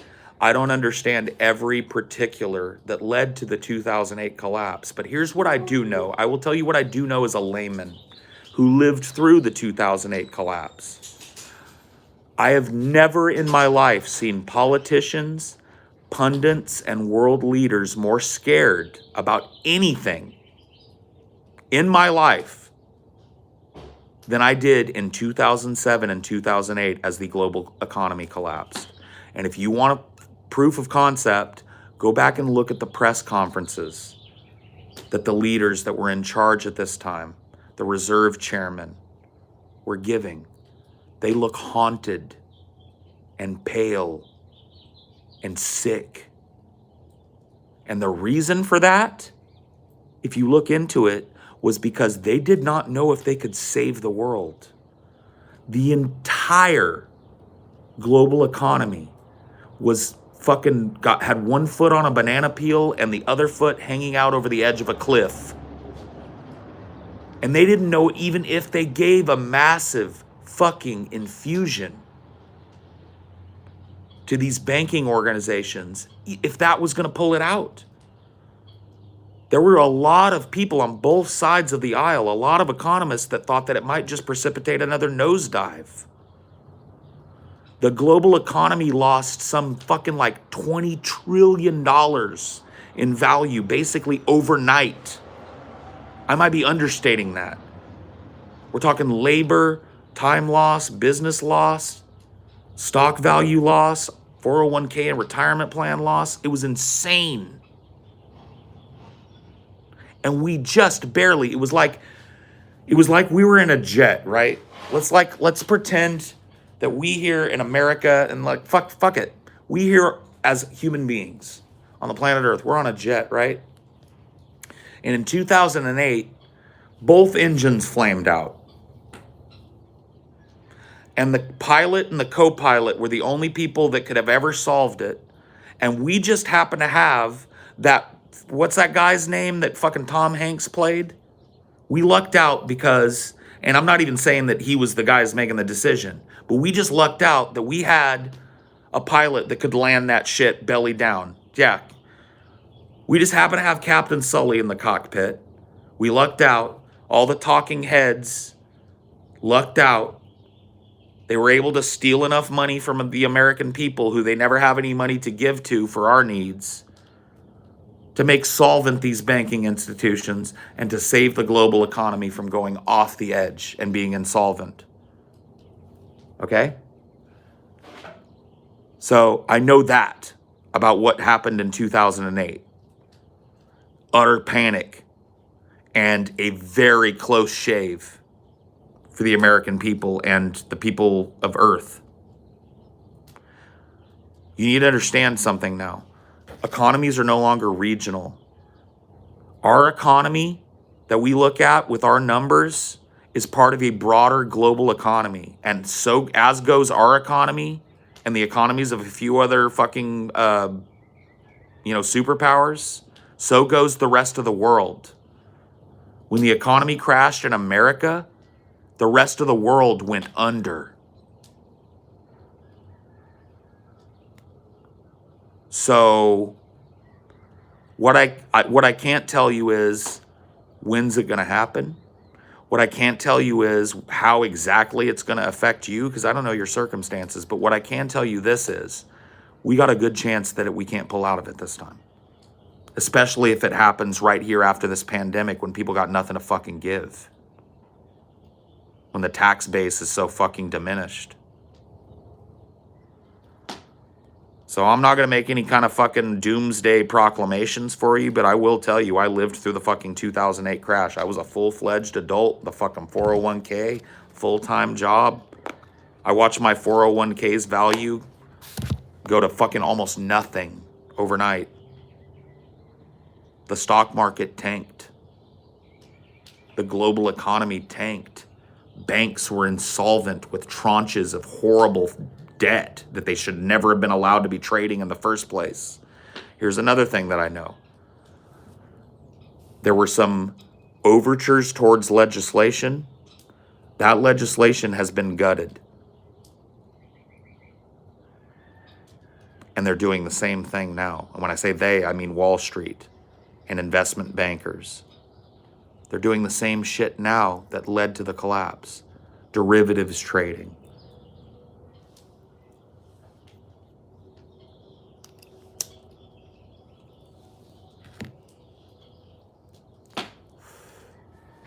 Yep, the Dodd-Frank shit is dusted. Bill Clinton helped that happen. Barack Obama helped that happen. It's gone. They're doing the same shit. Taking basic, and this is a fundamentally layman's explanation of this. One of the things that led to this was you get all of these really risky, high-risk loans, and they have a rating, like a D rating, as a group of loan, or as a loan, right? You put them together in a tranche of loans, together with other bad loans, and then you collude with a ratings organization to look at not just the individual mortgages, but the value of all of those mortgages together. And all of a sudden, those mortgages have an A rating. Even though they are underwater mortgages that probably won't be paid off, right? Then you put those tranches up and allow people to bet on them, right? So you can bet You can purchase these tranches and bet that the value of them will go up due to that A rating. Or you can short the bet and vote that these tranches will go under and make a bunch of money if the economy collapses. And that is the casino game that's going on in a nutshell. You can invest in tons of these diversified tranches of bad loans mixed in with good loans that have A ratings, but most of it is dog shit inside if you look, and make money doing that because those loans are, because they're rated this and that. People invest in the health of those loans. They bet on the health of those loans. They bet on the payoffs of those loans. And they make money doing it. Or you can bet that it's all bullshit. You can short it and say that all those things are going to fail. And when they do, and people lose their homes and their livelihoods, you make a bunch of money. And it's happening right now. The same climate in 2008 with a pandemic, plus pandemic, is happening right now. India is on fire with COVID. Everybody here in America got their first shot and shit went like back to brunch on that shit. COVID ain't over. COVID's got like what is it? 1.5 million or 2 million cases in the country right now. Something like 50, 60,000 new cases a day the last time I looked. Their fucking chart goes like this.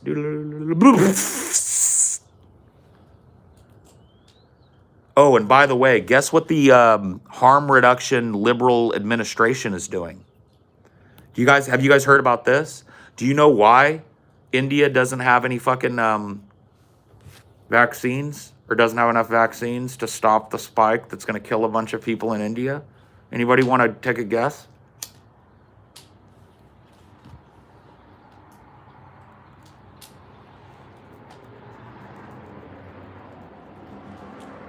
Yep. Patent protection. Joe Biden and Pfizer and Moderna and Johnson & Johnson want to profit from this vaccine. So they want to look magnanimous by giving it to people here in the United States for functionally free, but they want to keep it from the rest of the world so that they can charge them out the ass for their doses. So they are denying doses to countries like India and other fucking developing nations until they pay.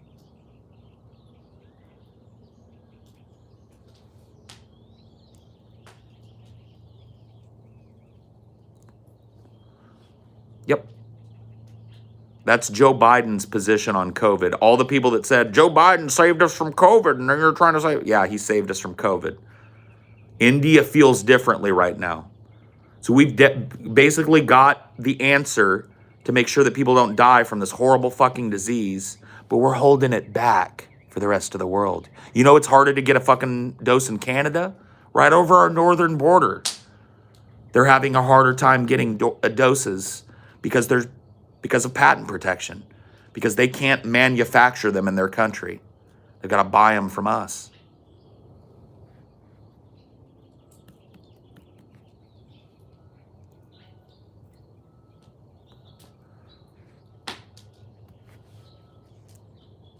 Harm reduction. No confidence. Let me see that shit in the chat. I want you to spam my fucking chat up right now. No confidence. You're listening to what we're talking about here today, and you don't think the Dems are gonna fucking solve your shit? No confidence in the chat.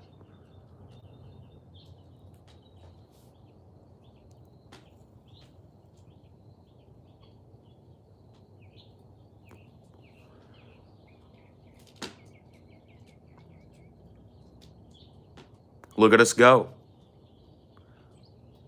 Look at how nobody is going to go along with this. Look at how this doesn't have legs. Right? You think it's just this community that's going to take to this idea like a duck to water? Spread this shit.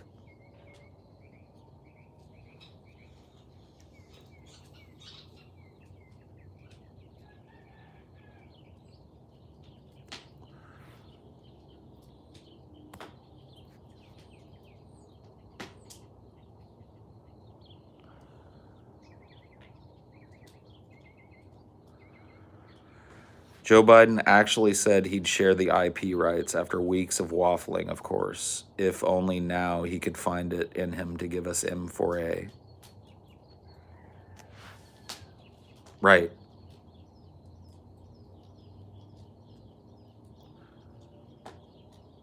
Joe Biden could have helped India before this spike happened. He could have given them the intellectual property rights to start fucking making this vaccine. He only caved because a bunch of people in India are dying, and it looks real bad that the rest of the world is getting doses of this, but the developing world is being denied it.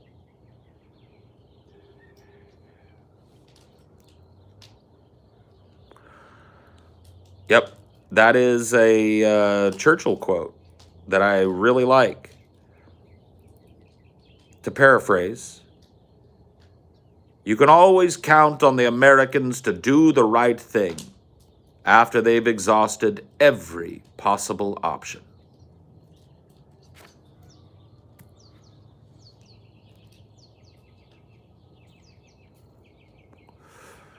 Breaks my heart too. Doesn't break a fucking lib's heart though. Remember what TJ said the other day? I'm not a Haitian. I'm not a Haitian immigrant, so How's that functionally different from, well, I'm not trans? So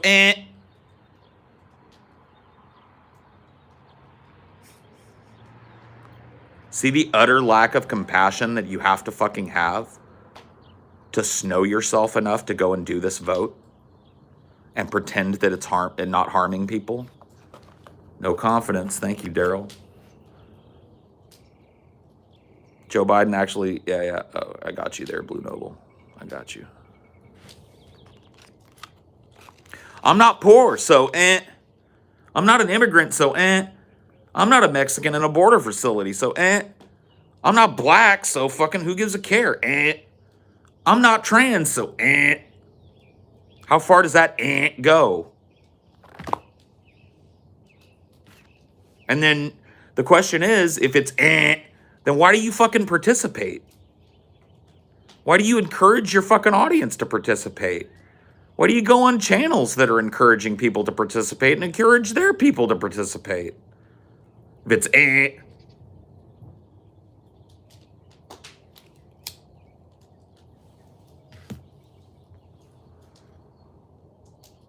fucking no confidence.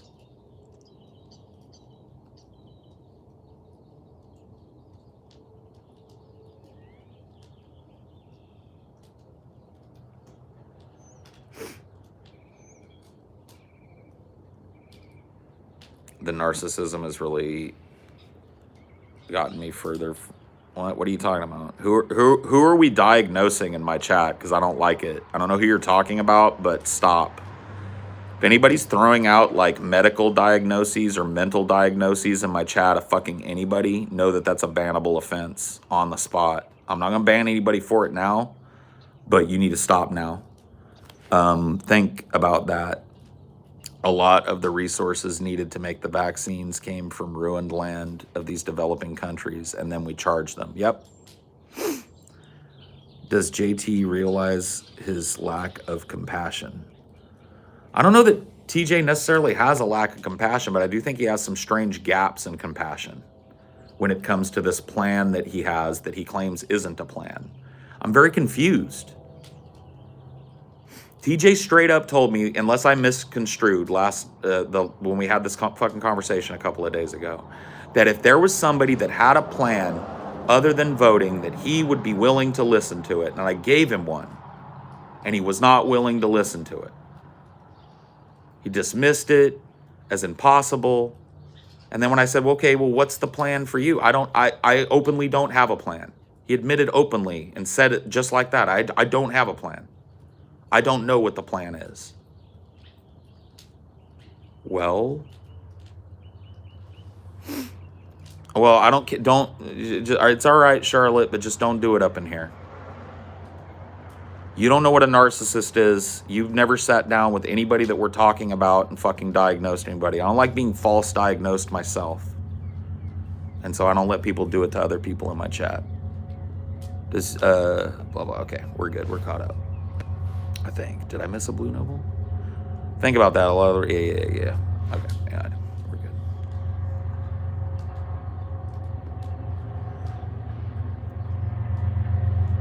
It's kind of weird because 2018 TJ was on your side with not voting. Is it Vosh that got to him? I don't know, dude. I don't like that shit either. I don't like this speculation that goes on that TJ somehow subverted himself to Vosh or whatever. TJ may have been convinced by some of Vosh's arguments, but that doesn't mean he subverted his will to Vosh. That doesn't mean he'll hold the same positions that he does now forever. You know, you gotta give people the benefit of the fucking doubt, or what's this movement about? You know what I mean? What's no confidence about if not giving people the fucking benefit of the doubt that they'll at least hear it out and give it a try? See what happens. That's my fucking contention here, is that we're never going to get any empirical data if leftist movements like this work or not, or have any impact or not, or make any hay or not, if we never try it.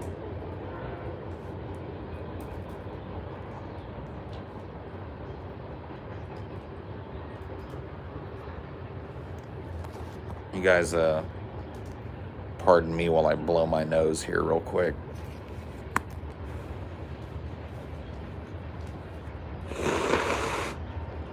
Sorry you have to hear this grossness, but I can't sit with fucking phlegm up in my sinuses all goddamn day. It's fucking nuts.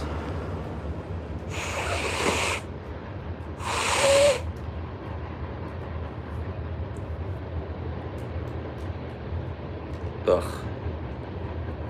Sorry about that, guys. I know that's fucking gross, but what do you want me to do, you know?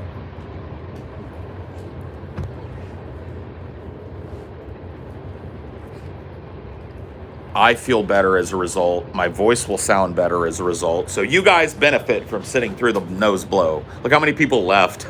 There's like 230 people in here, and like 15 of them were like, nope. Not going to listen to this. I like what this guy's talking politically, but I'm not going to listen to this motherfucker blow his nose.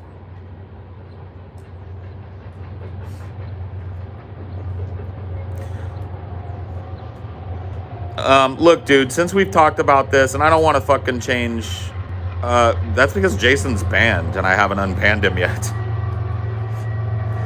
Jason started acting like an ass in here and trolling and spamming and shit, and thought that he was like immune, so I de-wrenched him and banned him, and I just haven't gotten around to unbanning him yet. That's why you haven't seen Jason in a minute. He just needs to understand that he's not like above the law, you know what I mean? Like, I'll unban his dumb ass again and wrench him up again in here eventually, but like, he's gonna learn his fucking lesson. He only gets to watch now. And I know he do.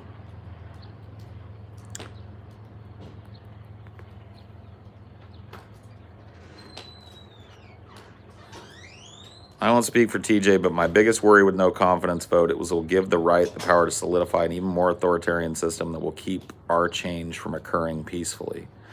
I don't think that the change is necessarily going to occur, and I don't think that if it does occur, that it's necessarily going to occur entirely peacefully. I mean, I think we saw that with the BLM protests in Charlottesville and other places over the summer, right? Over the last summer. We saw this, right? And I supported every one of those protests. I didn't weep one fucking salty tear for a burning Walmart or a destroyed road sign. Those people had every right to go out and make their voices heard in a way that had to be covered. But that didn't happen non-violently, did it?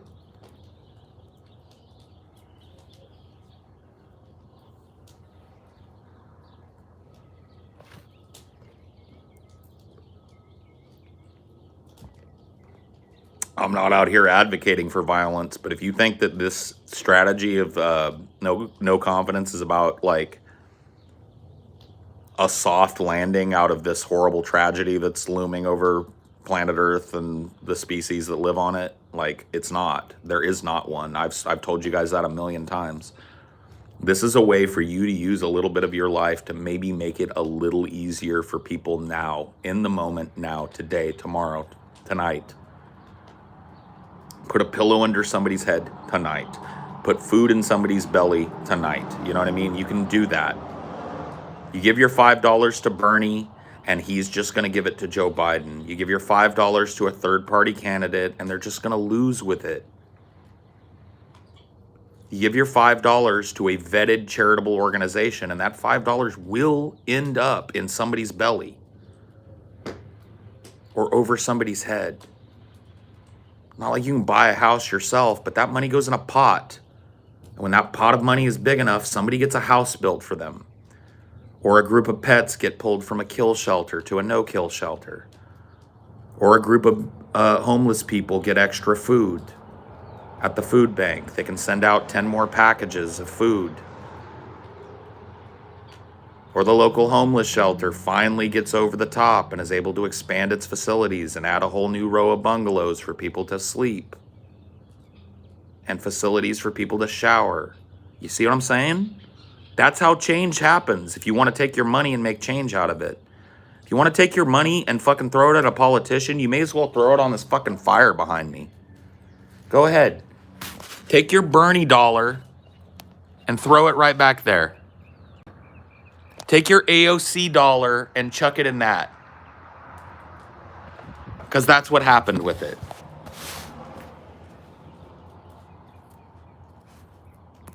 I'm talking about your local community too. Everybody in here that's an American lives somewhere.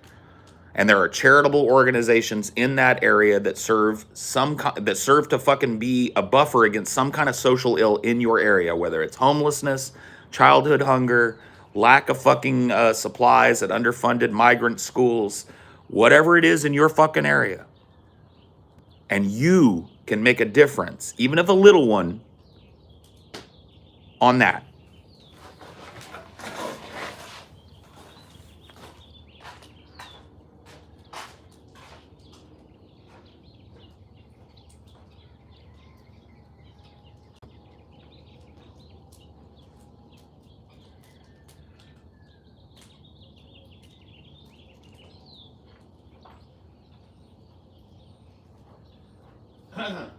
Well, let me tell you something else that you can do, by the way. I hope you can hear me from back there. You should be able to. Probably not super clearly. Here's something else that you can do as I stoke my fire and add a log or two. You can be loud about this tactic. You can do everything that you can as a group of people that believes in it to spread it and help me spread it. I'm going to do my end of it. I've got more influence than most of the people in this chat, like reach-wise, you know what I mean? I've got more followers than most of you do, so I ain't going to be sitting on my laurels. But don't think that your 0-follower account isn't a signal boost. Don't think that you can't make hay with this. Don't think that you can't go into the streams of lefties and ask them about this. Start spamming it in their chat. And when they ask you about it, explain it to them if they'll pull you in. Don't take any shit. You see what I'm saying? No confidence. Be loud about it. Be proud about it. Be social about it.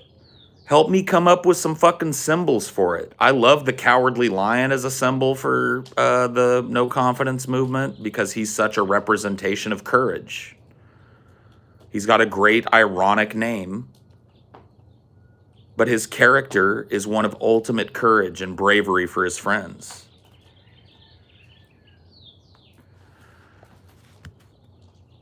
I really wish you wouldn't describe homelessness broadly as a social ill. People sleeping outside in itself is not the problem. People that want to sleep in houses and are not given that chance because capital... All right, Phoebes.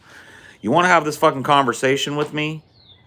Then let's have the fucking hard conversation with me. You are an elective homeless person. Let me get real with you for a minute here, Phoebes. Because every time I bring up homelessness, you seem to have some romanticized fucking idea about what it is. Even though you live amongst it. So let me tell you what homelessness is from the statistics. People sleep in the streets, on park benches and in parks. There's a place in my town where people sleep under a bridge every night. A lot of these people are not there electively. Or if they are, they're there electively because they're mentally ill and can't find fucking treatment for it. Okay? Follow me so far? That is a social ill. And you can't just give a mentally ill homeless person a house. You know what happens when you do? They trash it and strip it and sell it to support their drug habit and end up losing it and end up back on the street. About to leave for a counseling appointment. Thanks for the prior conversation. I'm going to ask about any support groups I can donate to support. Awesome. Let me know what you find out, Arya. So let's get real about fucking homelessness and stop trying to... I know you have this romanticized idea of rubber tramping and living in the free zone and shit. Most people ain't that. Most people are out on the street because they have nobody to take care of them. I've never been on the street myself, but I had a homeless friend once. Okay? Mentally ill guy named Rainy Ray. He's dead now. Hitting the street on a foggy night because he had nowhere to be. He was my friend.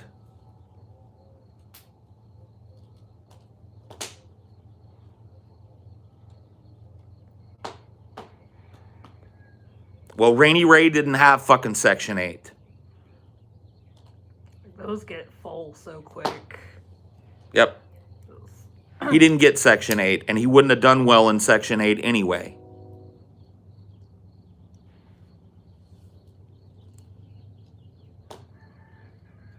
Rainy was my friend, and he was run over like a dog in the middle of the street on a foggy night because he had nowhere to go and nowhere to be.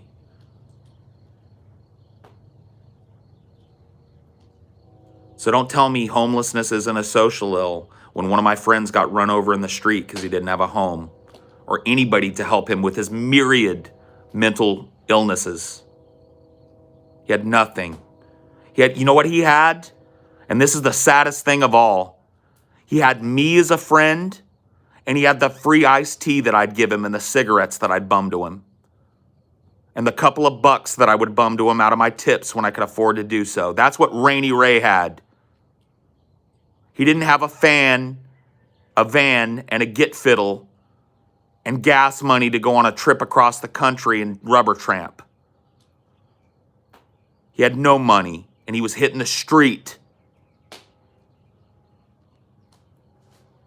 So don't fucking come in here anymore with your homelessness is a fucking aesthetic shit. You're starting to sound like fucking, whatchamacallit, the bad guy from Zoolander with his derelict campaign.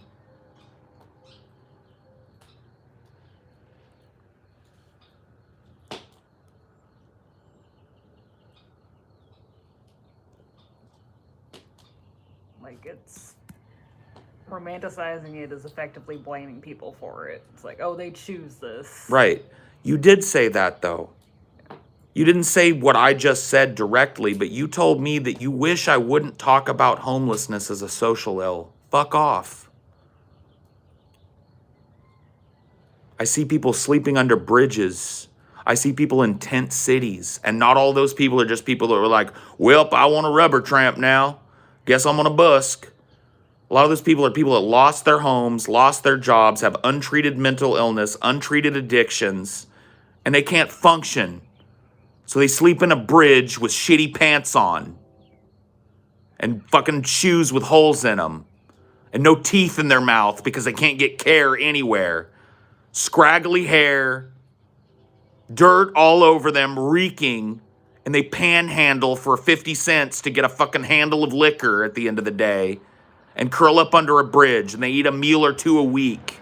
They're emaciated and fucked.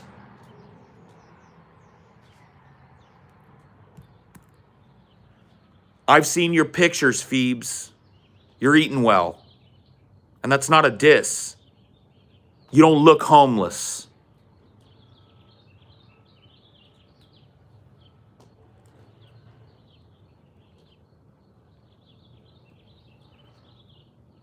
And there is a difference between walking into the wild,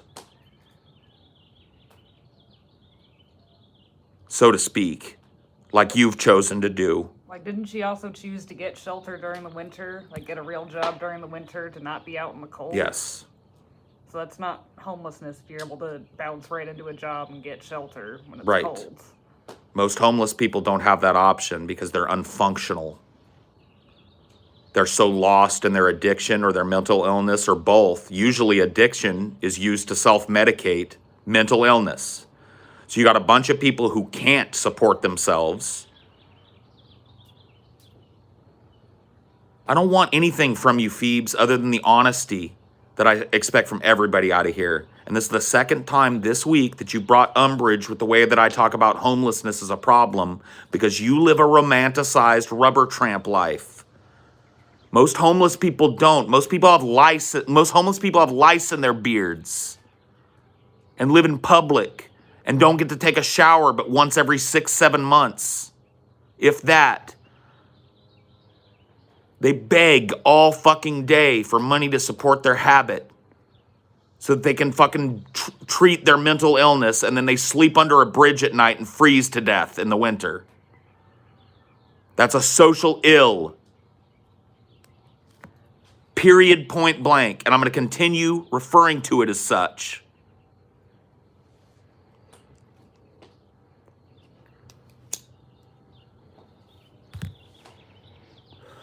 You know what, Phoebes? Since you're on the West Coast, do me a favor. Go have a real homeless experience and go set up a busking station in Bellevue, Washington. A lot of money there.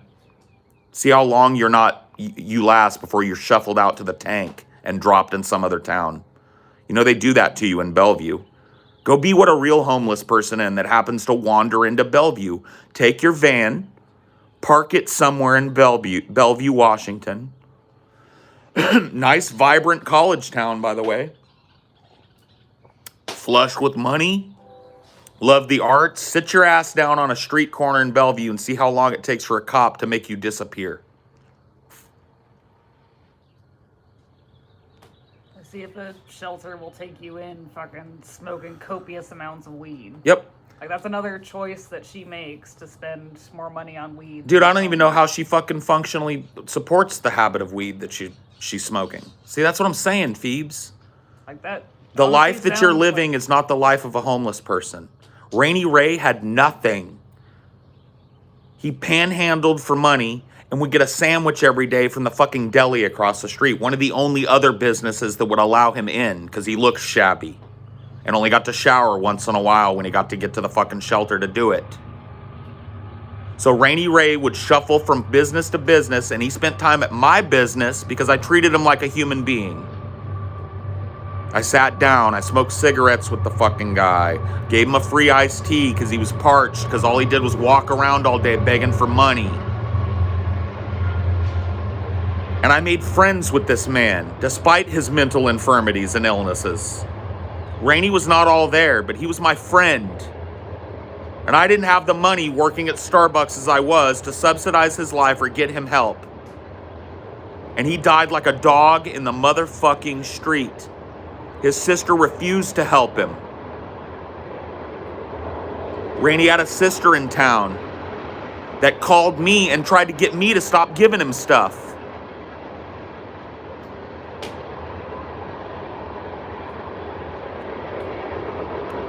Called me specifically because she found Rainey wandering around and asked him where he was getting stuff because she wanted him to come back. But when you talk to Rainey about what living with her was like, he was being abused by her.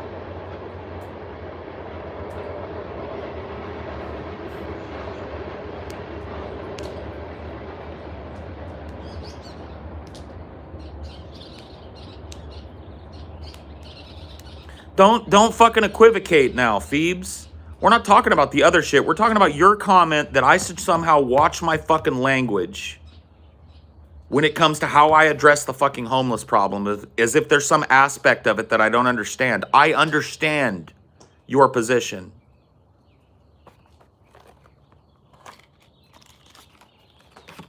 And what is this, like, if you call it a social ill, people want to kill you? Like, who's saying kill homeless people? It seems like a complete straw man. Yeah, this is ridiculous, dude. This is ridiculous. I'm not saying that homeless people themselves are a plague upon society. That is different from saying that the homelessness crisis is a social ill that needs to be addressed. That means society is sick, not the homeless people. It's a social ill, right? So my statement is that society is sick in its inability to deal with this fucking problem of indigence and desperation on our streets and under our overpasses, Phoebes. And that's it.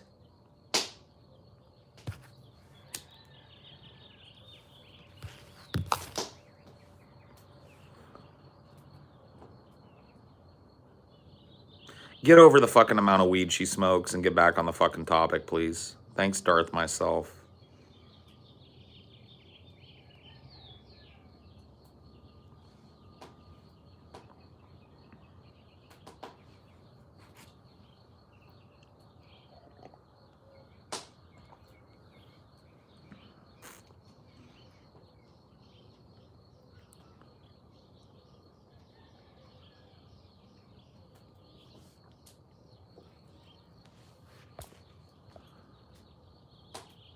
I did see this vid of a guy beating sleepless homeless to death with a hammer. Be careful out there. Yeah, but that's what we're saying is like treating it as a social Right. ill is to protect homeless people and house them. It's to ennoble them with a human existence. Yeah. Go to New York if you want to see what the actual fucking, if you're doing a road trip, Phoebes, do one across the country and go spend some fucking time in NYC if you haven't. And see how homeless people are not treated there. Watch how they're walked by like they're like an empty styrofoam cup that's sitting on the street, sleeping in the cold as people walk by and pretend not to see them. Or dying from infections Yep. they can't treat because they can't be clean.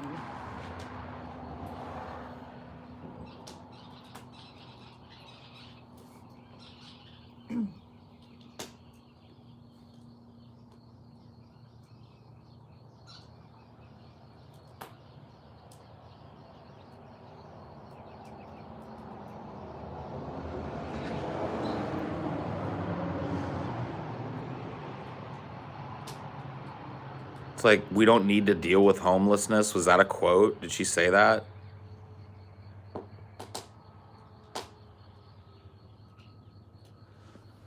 That's my problem with the broad phrasing of homelessness as a social ill. I'm sick of hearing that I'm the problem. No, if you're hearing that, that's because you have a fucking complex, Phoebe.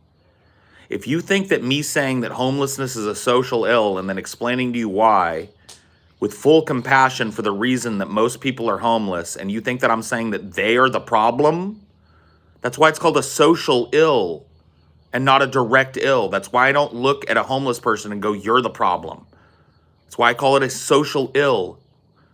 Compartmentalize the statement. Take each one by itself. Social.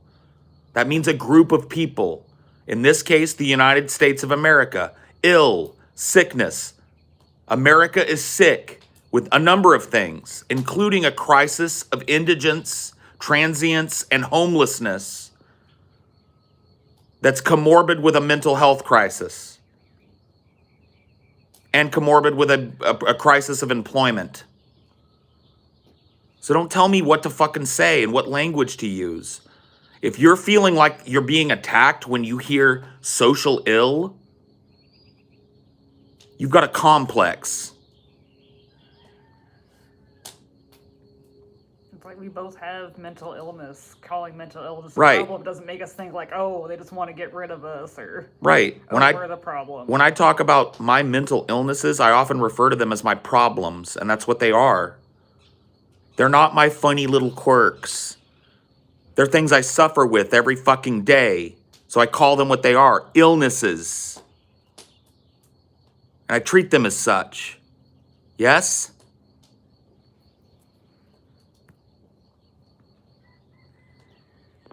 Well, I disagree, and I don't want to talk about it anymore, Phoebes. I don't think that changing the language from homelessness is a social ill to or stop saying fix homelessness. We do need to fix homelessness. We need to fix the problems behind homelessness. We need a society where people's last resort isn't living under a bridge with pants full of shit and no shoes on in the winter with a tot of rum.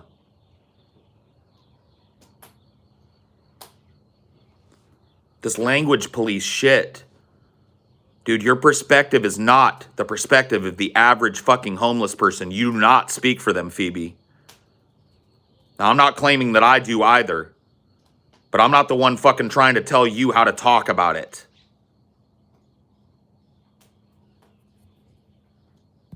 I'm for addressing the social ills that we suffer from, one of which is homelessness. You want to know what another social ill is? Domestic violence. Is that me victim blaming? By saying we have to stop domestic violence, we have to address domestic violence because it's a social ill? So is that me blaming the person being slapped around or verbally abused or mentally abused?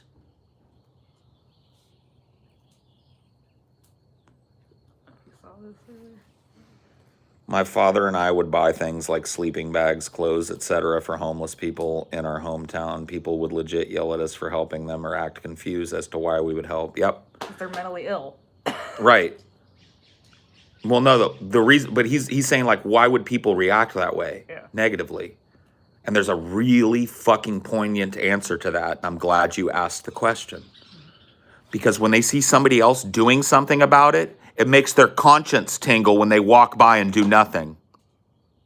When they see a group of people putting backpacks together to give out to homeless people that have toothbrushes and hand sanitizer and a bunch of granola bars and a new pair of shoes in them and some towels and shit, when they see people doing something about it other than just walking by and going, what are you going to do? Like they do, they get this little tingle in their conscience like, oh shit, maybe I should stop doing fucking bullshit and maybe do something like that myself.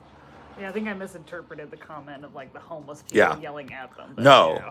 He's talking about having people yell at them for helping homeless people or be confused as to why they were doing it. Yeah. Not going like, hey man, that's a good thing you're doing. How can I join in? Mm-hmm. Going like, why are you doing that? Mm-hmm. Yeah, I just got confused. Yeah. I thought that he meant the homeless people were of course. At them. Dude, the reason is 100% guilt-based.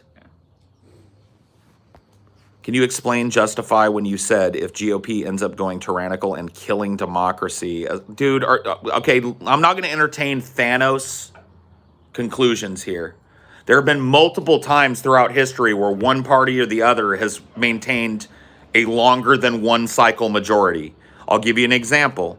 Ronald Reagan became George H.W. Bush for a cycle. That was 2 Republican cycles in a row. Now, granted, he was unseated by fucking Bill Clinton halfway through, so he only got 1 term, but so did Trump. Fucking democracy didn't burn down. So you're acting like that I'm claiming that democracy has never seen, like, or actually it's you that's claiming that democracy in America has never seen these long periods of time where the party were in power. They have. Newsflash. The Republicans have been in power for longer than 2 cycles before. And will be in the future, probably.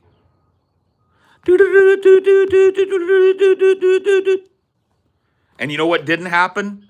The world didn't explode. Democracy wasn't completely destroyed with a fascist dictator installed. I'm not saying it's going to be great living under 2 or 3 cycles of fucking Republican rule, but let's not act like the fuck we're electing Emperor Palpatine and he's going to immediately round up all the gays and throw them on a bonfire.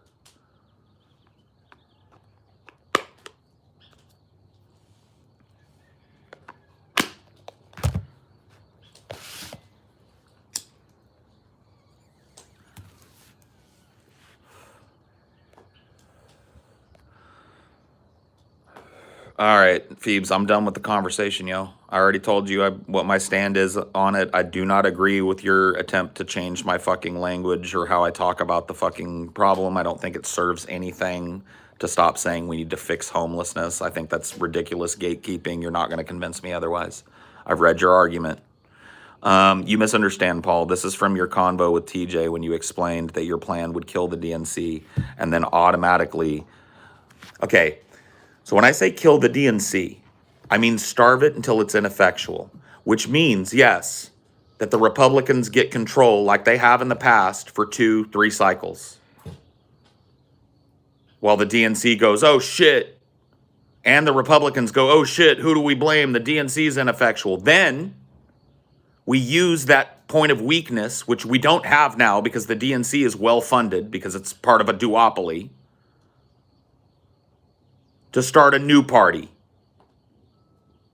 and give people something to vote for that isn't a Republican and isn't a DNC shill and that actually means to fucking do what they say they're going to do. And we make a run at it as actual leftists and stop voting for fucking AOCs. Why do I want to risk it? Because I've seen the risk of cyclical fucking voting. Let me explain this to you again. I'm sorry. I don't mean to be mad. It's just that I have to go over this so many fucking times, so I have to get used to it. When I was born, all right, in 1980, my parents were factory workers, okay? Not fucking factory bosses, not factory owners, factory workers. My dad was a grease monkey mechanic. He used to come home every night, black, all the way up to his armpits and face with grease, because he spent all day in greasy ass running machines, fixing them on the fly. My mom was a forklift driver. My mom was a line selector. My mom pushed a broom. My mom busted the fucking chunks out of the fucking hopper. My mom did pretty much every job over there. Normal, blue collar, grunt factory work. Those people in 1980, the year I was born, were able to buy a house, a giant plot of fucking land, like 6-8 acres of land, have that house personally designed for them by an architect, furnish that house, purchase cars, purchase what are they called, ATVs and shit for fun. My dad always had a weird project going on. He rebuilt a whole Jeep on a factory salary as a grease monkey. Find me somebody that can do even a tenth of that now. That's the damage of the constant Democrat, Republican, Democrat, Republican. Because the march has been the extraction of power from the labor class, the extraction of your purchasing power, the extraction of your power to influence anything. My parents were respected amongst the political elite because they had money. In California, nonetheless. Exactly. My parents were respected amongst politicians because they had money. Not a ton of it, but they had enough money to buy land, property, discretionary income. And then slowly but surely, rather than fucking capitulate to those people, they stripped it away with the constant tap dance, the constant ratchet effect. Toodly-two, toodly-two, toodly-two, toodly-two. And now where are you at as a 20-something? Like purchasing power fell for consumers through the whole Obama presidency. Yep. And they never recovered. Nope. You see what I'm saying, guys? This has to be addressed. This is a class consciousness issue. If you were born in 1960, 1965, and came of age in the 80s, became like a 25-year-old in the 80s, you'd be functionally rich if you found yourself a good blue-collar job. Think about a single person. My parents had 2 children. Think about a frugal single person back in that time and how much fucking money you could sock away and invest and make a new business with if you wanted to. Think about it. You know, that same factory that my parents worked at is still open in my old hometown. You know, the people that work there can barely afford rent now. because the union's been gutted, because wages have remained flat while inflation has continued to skyrocket.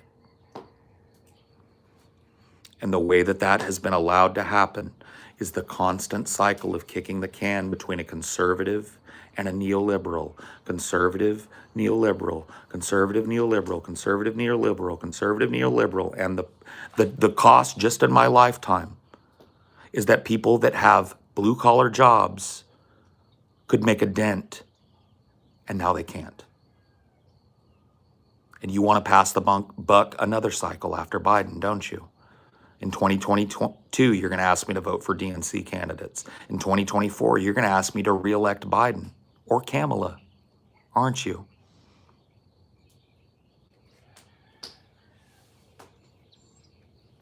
No. I've seen it with my eyes. I lived it. My childhood was it.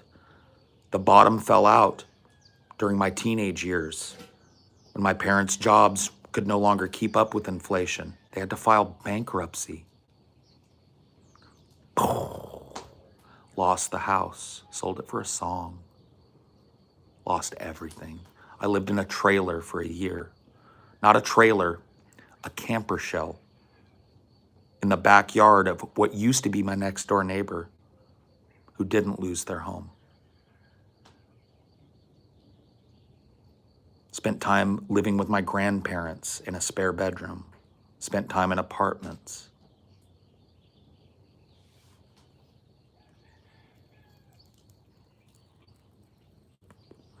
No confidence. None of this is up for debate. Everything I just told you is empirical fact. That is what happened to the working class. The working class doesn't even exist anymore. It's a meme now, just like the middle class. The middle class is almost all but gone.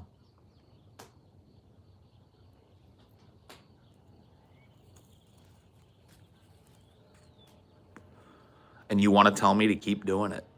You want to tell me that I ought to hand the generation coming up after me less than I had and let them look back at me and say that I did nothing but what my parents did and grandparents did and the boomers did. Nope. No confidence.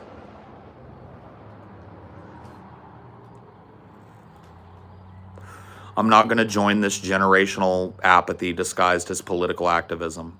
I'm not going to be Vosh. I'm not going to be Vosh spending his time after Joe Biden gets elected discussing philosophical esoteria with Destiny, rather than bullying Biden, rather than bullying the fucking shit-libbed Congress, rather than taking a stand or taking any kind of direct action with the bags of money his audience gives him. Fuck him. He's a shill. No confidence. You shill for the DNC, no confidence in what you have to say about it. You're part of the DNC, no confidence in your intention. You come at me with weak-ass arguments like we can't survive 2 Republican presidencies, no confidence. You don't know your history.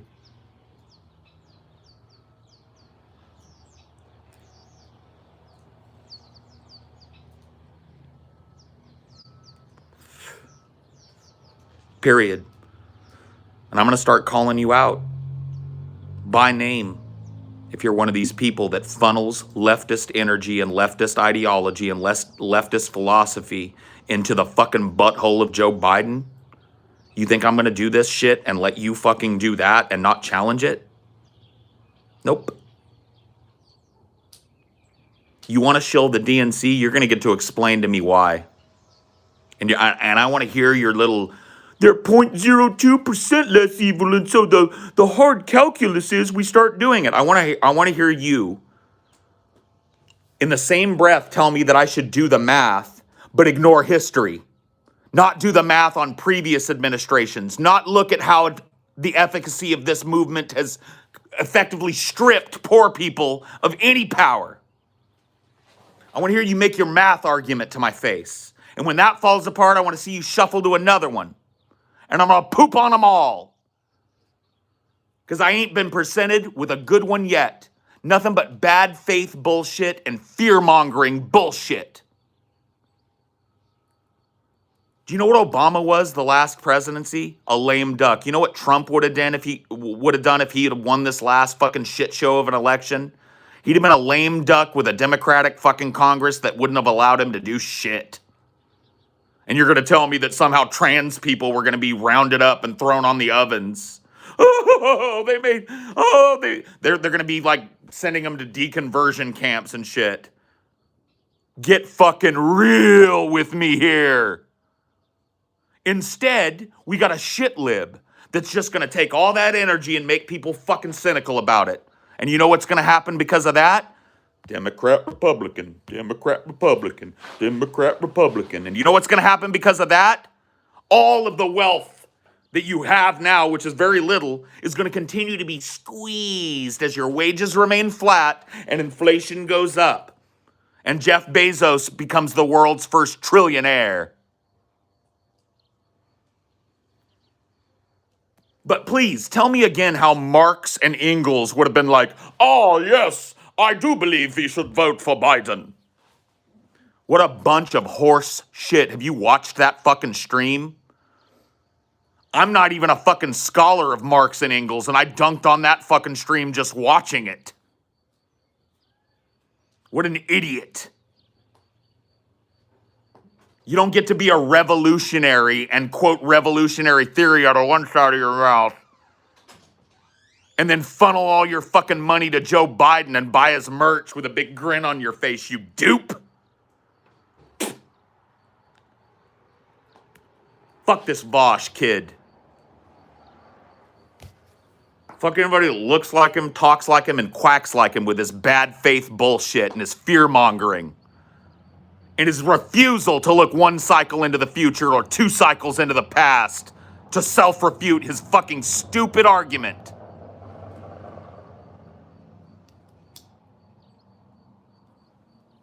Labeling everybody that disagrees with him a tanky rather than addressing their fucking argument. Hemming and hawing and mugging for his fucking audience of sycophants and effectively doing nothing after he promised us he was gonna fucking beat the fuck out of Biden. He was gonna go out there and do that direct action.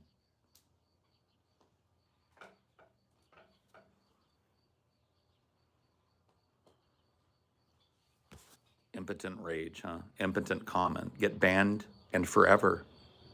See ya. Bye.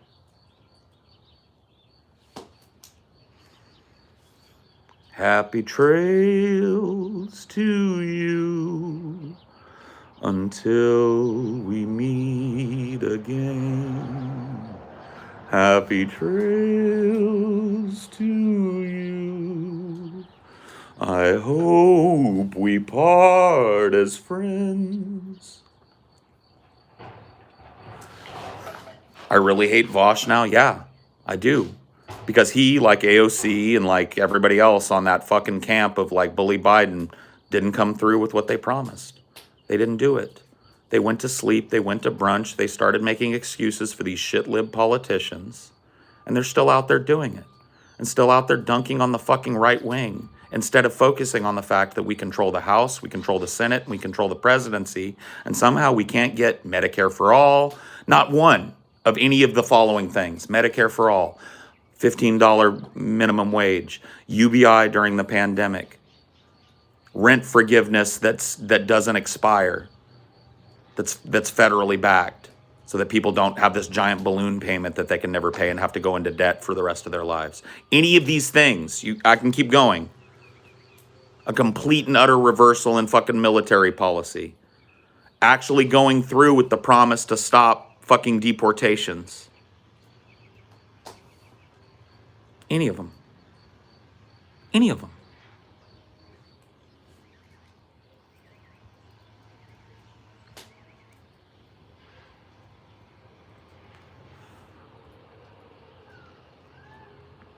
So yeah, I didn't have a problem with Vosh until right about now, honestly.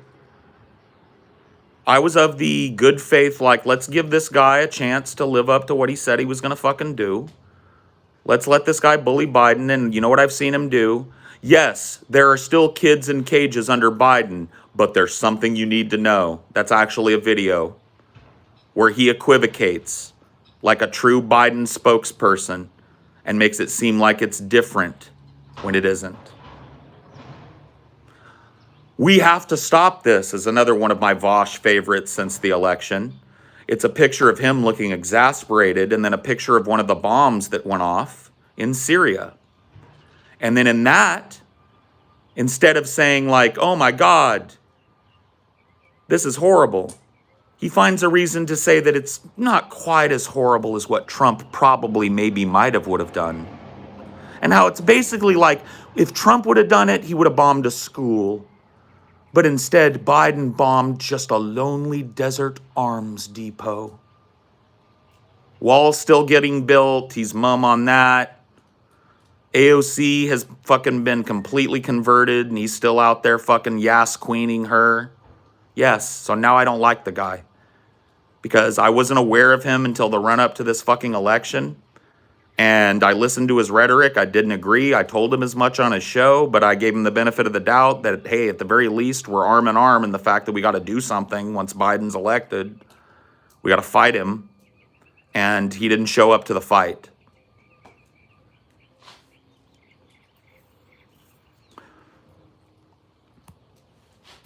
And I hate to say it about my friend, but thus far, neither is TJ, or really any of these lefty fucking commentators who were shaming non-voters, shaming Bernie or busters, shilling for Biden. The only person that I've seen do any walkbacks in good faith is Kyle Kalinske, and he's now demonized amongst these people for doing so. Go figure that. I wonder why he's catching heat, huh? I wonder why Kyle Kalinske was based AF until he started criticizing them, and now he's just a clown whose channel is dying.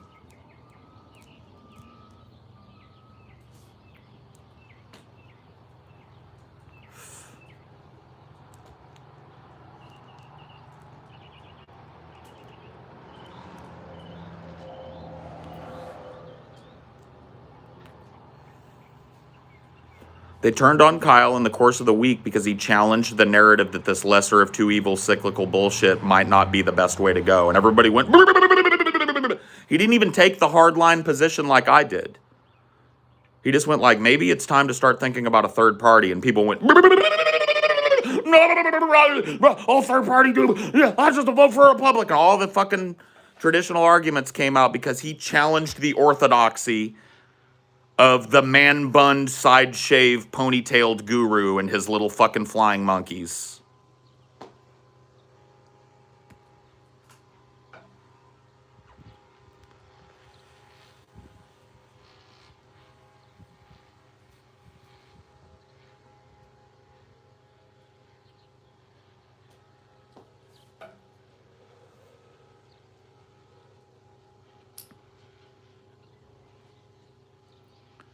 So fuck Vosh. He's not willing to take a stand for actual people, and he's just willing to sit there and be rich and smug and engage in philosophical, esoteric arguments with the obvious object of his lust and affection. Dude, I was sitting through this morning, to be honest with you. After I woke up this morning, I woke up super early this morning, and I was sitting at my computer, and I saw in my recommended shit a Vosh versus Destiny debate. And oh my God, those guys need to get together. And this is not fucking gay shaming or anything. These guys need to get together and blow each other and fuck each other up the assholes because they are dying for one another. Oh my God, they want to fucking come in each other's mouths, and it's so fucking obvious. And everything they talk about is just fucking just like so... It's just like philosophical minutia that has no application in anybody's fucking real life. They're just discussing old tweets and shit. They're like going through old tweets like a bunch of like a couple of fucking quarrelsome lovers that just can't get their sexual tension cut. And it's thick. It's just thick between them. Thick, like they want to fuck, but they can't fuck, so they're gonna argue about old tweets that they put up and shit. How do you philosophically defend this tweet? Oh, yes, I think that fits my exact I was listening to it, and it was like a nightmare. And I'm like, this is what passes for leftism right now? These memes? That's actually a prescriptive statement, Vosh. And I'm just sitting there and I'm going like, how is this putting food in the mouth of a homeless person? I was listening to that shit this fucking morning. It's fresh in my mind. They sat there and bitched at each other like a couple of old fucking broken up lovers about the minutia of old mean tweets that they made about each other. Well, you said this about me. Well, yes. Well, I will defend that logically if you'll give me the chance. Oh, go ahead. Yeah. I'd like to hear how this is. I'd like to hear how this is logical at all. Are you just going to laugh, or are you going to take this conversation seriously? Because if you're not taking this conversation seriously, I'd be happy to end it now and go on with my stream. No, buddy. No, buddy. Go ahead, buddy. Go ahead, buddy. Are you taking me seriously, Destiny? Buddy, just go ahead. I take you seriously, buddy. Okay, go ahead. All right. That's literally an exchange that they had. And I was like, oh my God, please, you guys are both rich. These are two, like, look at, dude, if I was, like I told you guys last night, if I was rich, I'd fucking tell you, these are two rich leftists that want to fuck. Go halvesies on a fucking plane ticket and meet somewhere between the two of you or some shit and get this tension out. Because if that's what passes for fucking action, this is post-Biden shit. This is shit that Vosh dedicated 4 hours to. This is a 4-hour-long stream where he and Destiny bitch at each other after Biden. That's the direct action that's coming out of Vosh. Having a weird parasocial relationship with a dude that he clearly fucking idolizes to the point of no return. I don't even know. Do they have a history, Vosh and fucking Destiny? Or do they just clash as lefties? I thought I heard through the grapevine that Vosh started as like a mod in Destiny's community. So that's what Destiny thinks passes for leftist activism. 4 hours worth of it on his show, by the way, after Biden. Bitching back and forth with Destiny about mean tweets and philosophical esoteria. Fuck this kid. I'm not even shitting on Destiny. I'll be honest with you, when I was listening to that, I shared his exasperation with Vosh. Vosh was a nightmare in that debate, trying to put on this like, I am a government official type of talk. Do you think that possibly the problem of consciousness could explain a little bit of the cognitive dissonance between our two positions? And Destiny would be like, fuck, I don't know, bro. You know what I mean? I was actually like, yeah, Destiny, me neither. Who's he talking to? Who is this petite bourgeois fool? Does he not know that he needs to reach blue-collar people with this shit? Does he not know that wasting 4 hours while Destiny's audience and his audience jack off while they alleviate sexual tension, arguing about shit that never mattered, is not fucking activism? It's not philosophical work. It's just a monkey show. You know, they had the gall in that conversation, which is complete and utter vapid nonsense, dressed up as a fucking big college debate or some shit between two people that clearly want to fuck each other.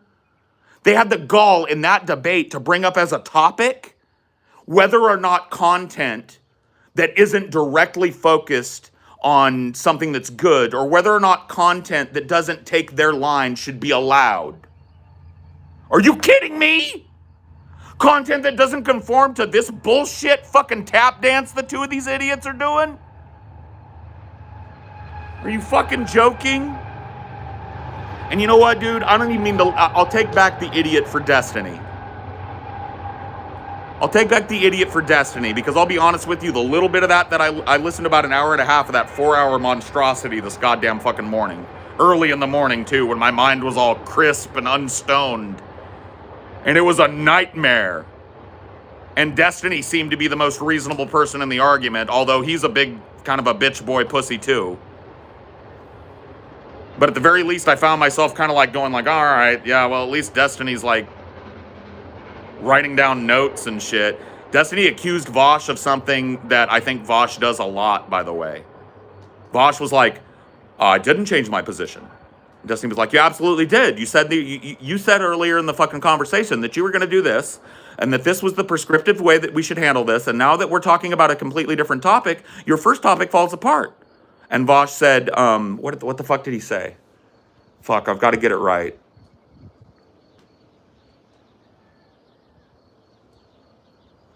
Vosh said, anyway, it doesn't matter what Vosh said. He said something like, those positions are not conflatable.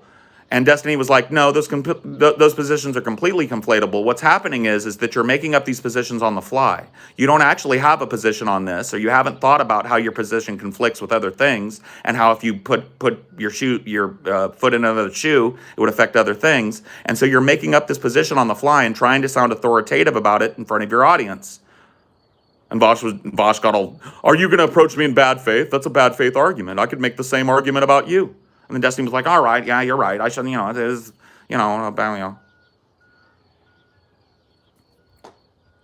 This is what he's been doing. This is what he devotes his fucking time and energy and effort as a leftist diss track. Thank you, my friend. I'm just being honest. I'm just being fucking real about this shit.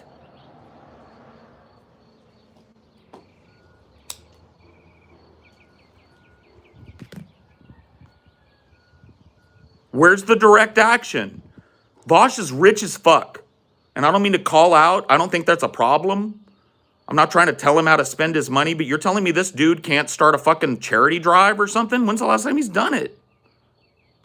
That wasn't a DNC-aligned charity drive. When's the time he helped out a homeless shelter as a socialist, as an anarcho-socialist, or whatever the fuck he is?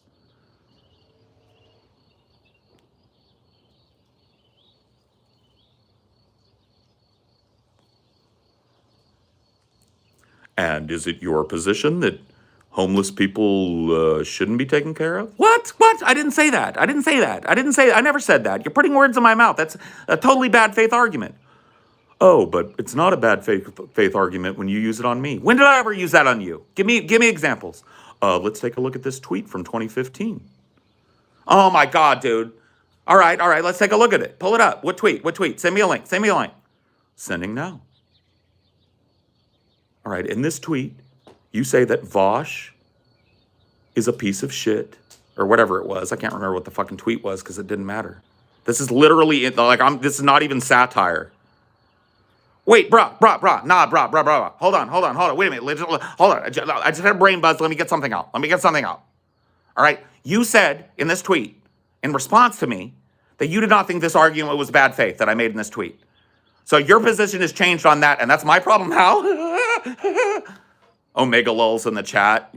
When you look at Destiny's chat, I never said that argument was bad faith. I said that this argument is bad faith. I merely conflated that these arguments have, how do I say this charitably? Some similarities. That's not what you said. You gave this tweet as an example that I made an argument in bad faith, and that I make bad faith arguments, and that I've made bad faith arguments in the past. When in the very tweet, in the replies, bro, you admit right here in the replies back in 2015 that the tweet wasn't in bad faith. So you've changed your position on that, and that's my position now. Like I have to deal with your positional change? Bro, if that's what you think is happening, then you're either fundamentally misunderstanding the point, or you're being willfully ignorant, Destiny. And I don't know. If you're not going to take this conversation seriously, I can leave. I'm sorry, bro. I'll do it. All right. I'll calm down. I'll calm down.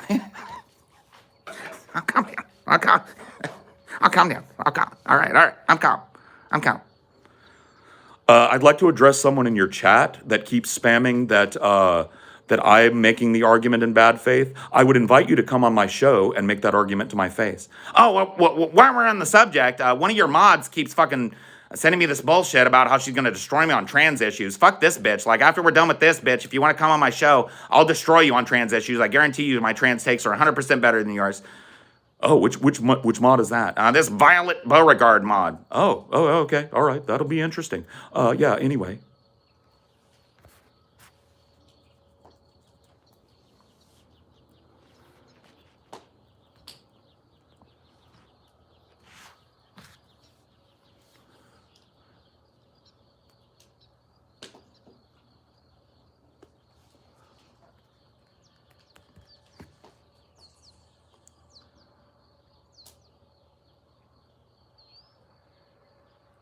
Want to exchange some trans takes tonight, bro?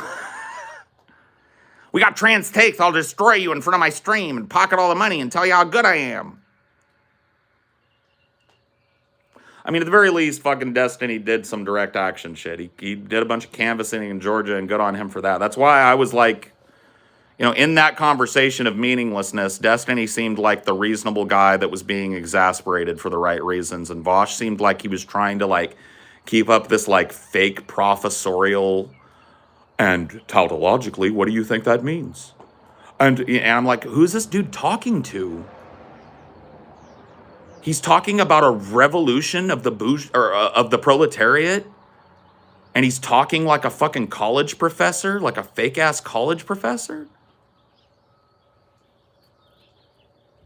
Over nothing? Over mean tweets between him and his obvious butt buddy?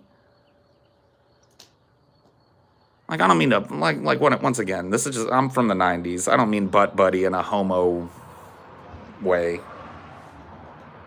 There's many colors in the homo rainbow. I'm just saying there's a lot of tension between these two guys. They clearly like each other. Let's put it that way.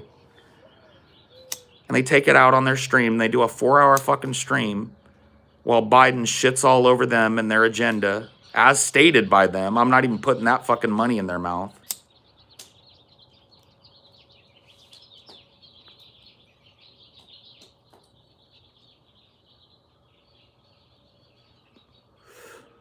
Right, I get it, but I mean, it's direct action. It might not be direct action, but like, what does Vosh do?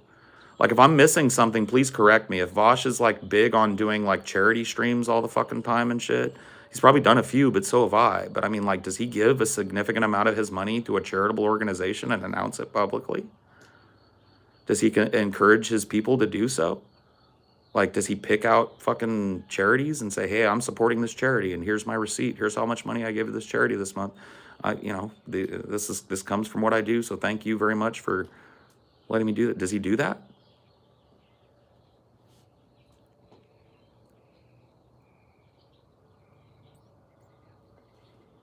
Then where's the direct action supposed to flow from? His fucking mouth? As he whines back and forth with Destiny and argues with other leftists? He does tanky arguments like almost every day.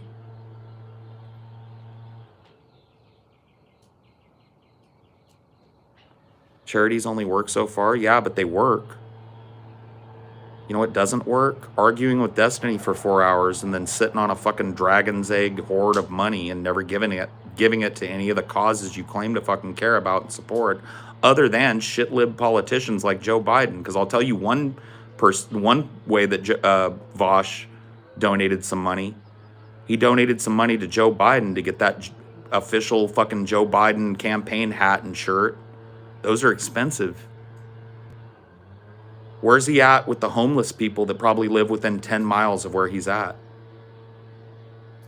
Does he give money to them? Does he give money to them through a homeless shelter or an organization that helps to fucking feed and clothe and house the homeless? Rehabilitate the homeless? Find mental health treatment and drug rehabilitation for the homeless? Does he do it? I'm asking.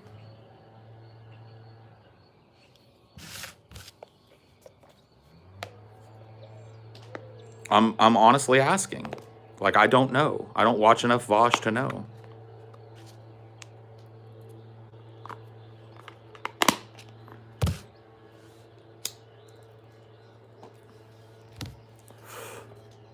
Do you do all these things? Not currently. No, I don't.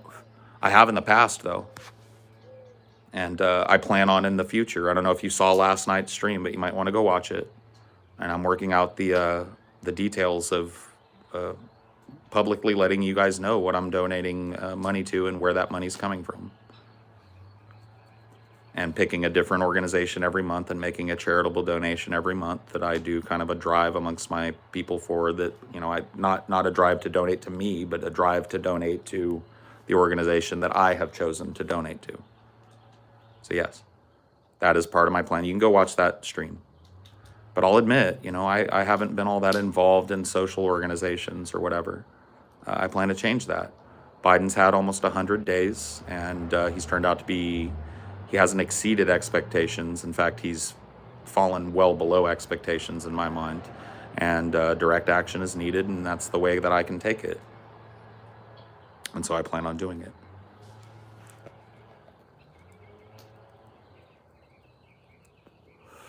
He said in a stream that giving to the homeless is pointless because that's where your tax dollars should be going. That sounds like Beverly Hills compassion to me. Can you guys tell me, is it a meme? I want to know. I'm going to rely on the chat and then I'll look into it myself. But I'm relying on those of you that I trust in here that might know more about Vosh and his positions and shit. Is it a meme that he is a Beverly Hills rich kid that functionally never really worked a real job and has a base of money that isn't tied to his YouTube on top of the amount of money that he makes on his YouTube?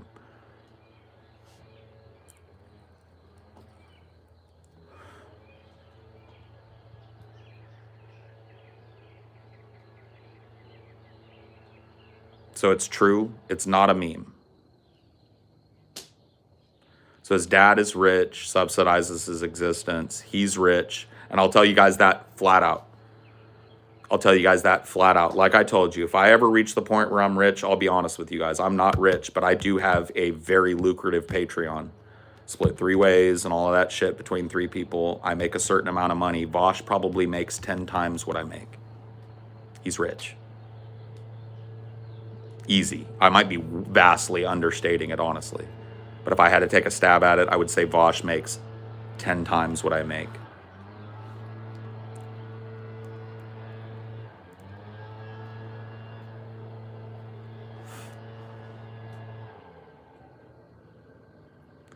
We don't beg for donations constantly. We beg for people to buy our content. We provide something for our donations. We say, give us $5 and we'll give you an extra show every fucking week. We'll give you 2 extra shows every week. And if you give us $10, we'll give you 4 extra shows every week, plus a bunch of extra content that never goes out publicly. So we're not just asking for you to subsidize our fucking lives or whatever. And I never ask you guys for fucking donations over here and never will. The donations that I get over here are discretionary income for me, and how I choose to spend them is on me. And I'm looking to choose to start spending them on some charitable organizations that I vet. It's going to take me a couple of months to let the fucking shit catch up to, because I don't get, like, when I get paid for my AdSense every month, I don't get last month's payment. I get 2 months ago's payment. I got to talk to my fucking accountant. I got to get my fucking taxes finalized and finished and paid. I got to pay my 6 months of rent coming up due here. And then once all that's out of the way and shit, and I take a look at my financial position, I can start deciding what I can do and how I can do it. And that's my absolute intent.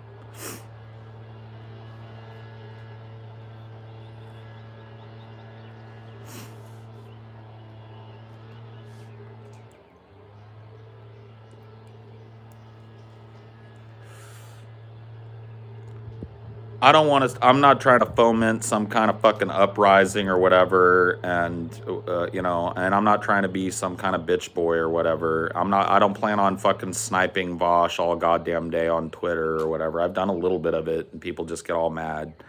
Like, whatever. He's got my number. And he knows now, if he watches that last little clip, what I think of him and what I think of his actions since Biden was elected. And if he wants to talk to me about it, I'll be happy to say it to his face. And I'll be happy to talk to him about no confidence and what it means and what it stands for and how I think it might evolve as a concept. And I'm happy to talk about his plan as well. Happy to put those side by side. Destiny dislikes that online leftists have no principles and that champagne socialists who use leftist ideology to gift YouTube audience money. Sure, right? No confidence. Yes, thank you. No confidence here as well. Zero confidence.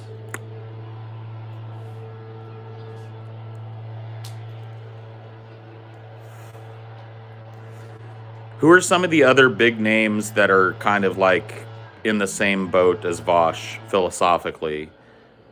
You know, super Bidenites as soon as Bernie dropped out, anti-Bernie or bust, pro-Biden from the fucking jump, and then doing nothing after Biden gets elected but making excuses and softening it.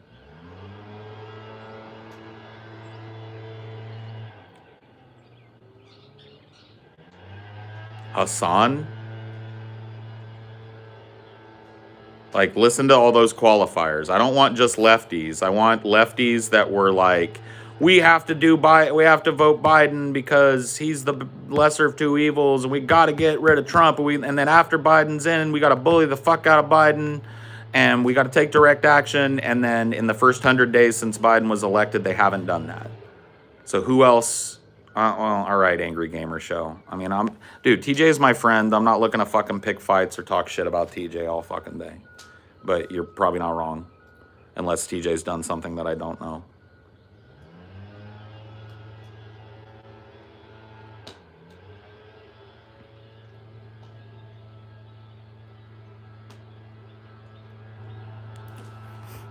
Swedish dude here, but 0 confidence and maybe 5 confidence in my government. Well, you know what? Your support fucking counts. I'm thinking about starting a Substack blog where I type up kind of long form essays on this and share them via my Twitter. I'm kind of stealing a page out of Caitlin Johnstone's book on that, but I feel like a lot of times I have something to say, but it doesn't really fit me making a video about it, and it doesn't come out as as well improvisationally like here. And so keep your eyes peeled for that. I'm gonna look a little deeper into this. If you don't fill in a candidate, your ballot is thrown away nonsense that some people are throwing around. But after looking into it, I've found absolutely no evidence that if you don't fill out for the candidates, but you do fill out for local initiatives, that they throw your ballot out and it doesn't count.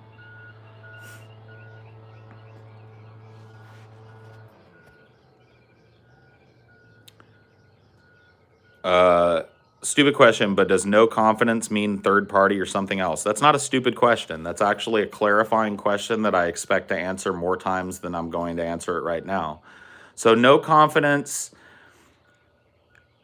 at the start was about not voting for anybody, including a third party candidate, and having your vote be a protest vote in that way, but making sure that you vote on local initiatives that matter to you, like legalizing marijuana, et cetera, changing sentencing regulations, decriminalizing marijuana. When these local initiatives that are good come across your lap, you vote on those, but not a vote for a DNC politician. And then I talked about it with Amelia a couple of times. And some people in the chat brought it up, and even some detractors brought it up, and they were like one guy on Twitter was like, "LOL, this is just like a worse just vote third party." Now, I don't think voting third party is bad, and so I started thinking about it, and here's what I came up with. I'm going to tell you guys what I'm going to do, right? I'm going to go in and vote in every election that I can. And if my only choice is a Republican or a DNC-aligned Democratic politician, that I'm going to leave everybody blank. And I'm going to vote on any local or state level initiatives that are presented, and I'm going to send in my ballot. Now, if you want to go in the voting booth and instead of giving your vote to a third party or to a DNC candidate, you want to vote third party, I'm not standing over your shoulder watching you, and I'm not going to make fun of you if you do that. I'm not going to tell you did wrong. No confidence is not about necessarily how you do it. No confidence is about starving the DNC of influence. Patron since DFF was announced, never disappointed, love you even if you put me in timeout for stupid reason. Oh, Evan, come on, buddy. Just go get a profile pic, bro. Please. You just got to pick a color. Just make it black, make it blue, make it pink. I like pink a lot, man. Make it pink. It takes like 5 seconds to do it. You can do it on the mobile app. You can do it on the fucking desktop app. Come on, bro. Do me a solid. Be a bro. Be a broski. Get a profile pic ski. Man, I got to tell you guys, the engagement in the last few streams that I've done at odd hours has been really great. So I just wanted to say, like, thank you guys for showing out and being, you know, on the whole, cool in the chat and thought-provoking in the chat. Like, you know what, dude? Spam some fucking claps for yourself. I don't ask you guys to spam all that often, but let me see some clap emojis, those of you that can do it, because the chat deserves a round of applause today.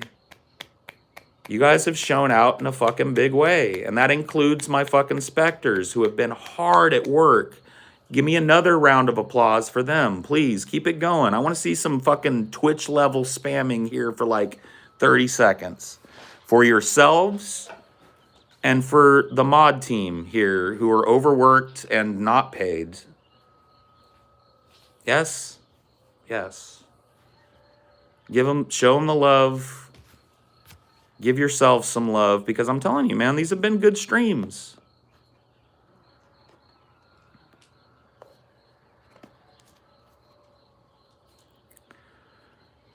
These have been good streams, man. A lot of people have shown out. Usually I get like 110 people, and I'm getting more than double that and then some. What is this all due to? Why all the new people? Let me ask you that now that you've given yourself a hand. Few of you that don't usually show up to these that are clearly showing up now, where did you come from? Why are you showing up now and you didn't show up before? What made you show up now?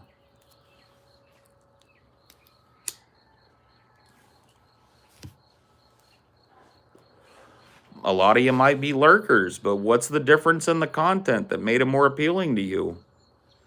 Semester over, that probably plays a lot into it. Scotland here. Oh, aye, laddie. Do you know that I am descended from a Scottish clan?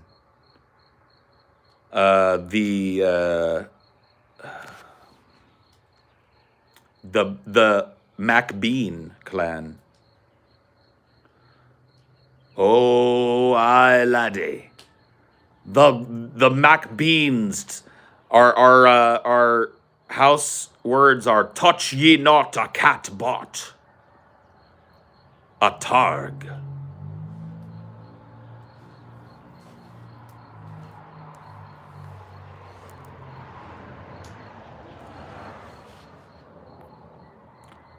That speech last night lit a fire under me. Cool.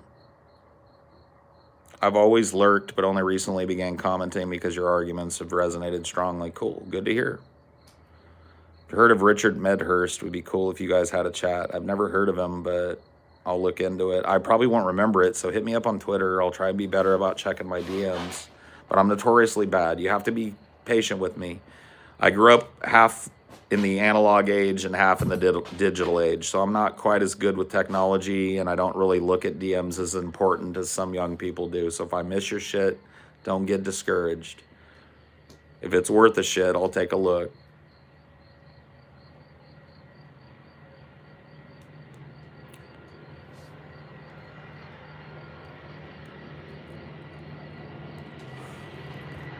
Did you know Mac or Mick stands for son of? Yes.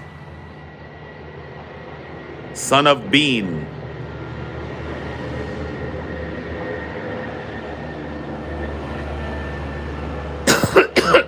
I'm 99% sure that I have direct lineage to the MacBean clan of Scotland. I've looked at their coat of arms and stuff, and I think it's pretty awesome. Pretty awesome. So I'm thinking about getting that tattooed somewhere on me. Like, that would be cool.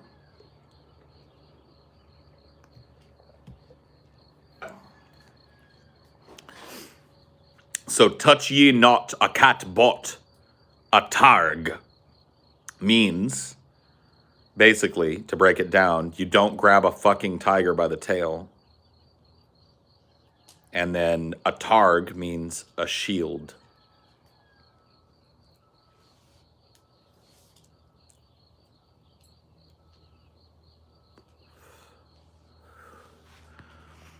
If this big, you're going to need some online allies, since everyone is going to dump on the concept nonstop. It'll be impossible to handle all the fire by your Dude, I was a drunken peasant. Don't tell me about my ability to withstand fucking fire. I'm basically made of asbestos at this point.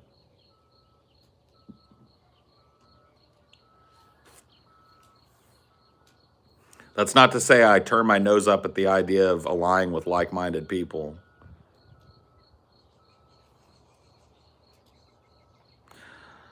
You fear the heat and seek succor when it comes. I was born in it, molded by it. I mean, I'm not trying to fucking, overstate my abilities or whatever the fuck, but I was a drunken peasant, yo. For a long time. I know about taking heat. I like it. It actually feeds what drives me. Da-na-na-na-na-na-na-na-na-na-na-na-na. People like you just fuel my fire. Da-na-na-na-na-na-na-na-na-na-na-na. People like you just fuel my fire. Da-na-na-na-na-na-na-na-na-na-na-na. People like you just fuel my fire. Da-na-na-na-na-na-na-na-na-na-na-na. People like you just fuel my fire.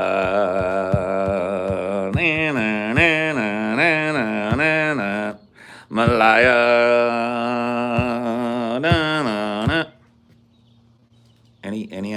Any Prodigy fans in the house?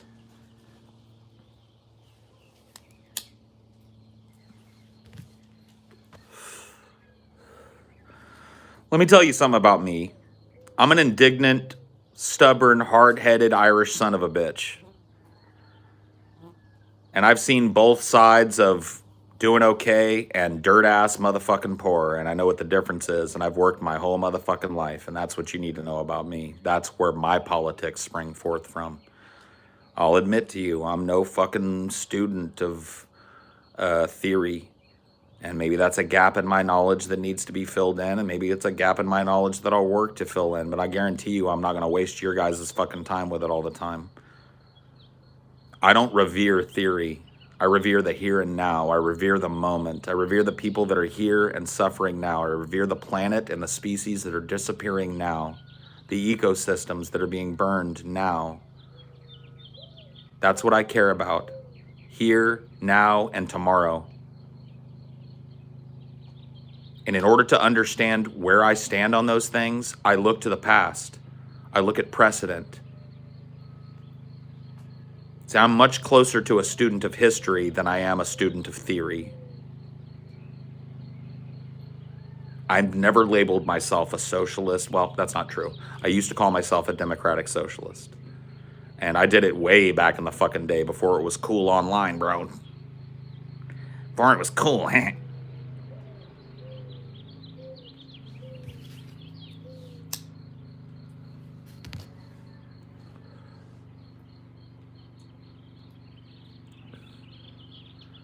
I don't call myself that now. I don't espouse my philosophy as an openly communist or socialist philosophy. I don't see those people as problematic. I see them as adjacent to what I'm looking for. They're among the people that I'm speaking to here, or hopefully speaking to.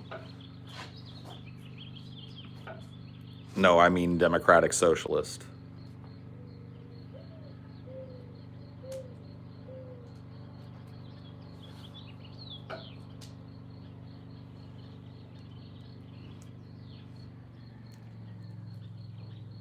You want to doubt my credentials too? That's another good thing about me is that I never stop blabbering. It's all fucking out there to say. And yeah, I've said some fucking stupid shit in the past, but my fucking political credentials are rock fucking solid. I've always stood upon fucking similar ground. Yeah, my tactics and tact have changed a little bit over the years, but as far as my message, go back and look at me in fucking 2008, 2009. Tell me I wasn't saying the same shit.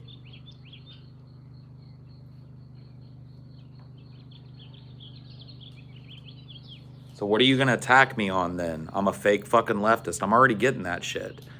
Unironically, there are people telling me that, like, I'm either secretly a Republican, which is one of the most fucking hilarious things, or even worse, that it functionally doesn't matter because I've chosen to take the tact that I have.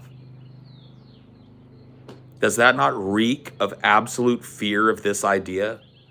And really, you guys remember earlier when we talked about homeless people and how when you give to them or if you do something nice for them, a lot of people will react with confusion or maybe even slight hostility at the idea that you did it? And where that comes from? A sense of guilt that they themselves do nothing.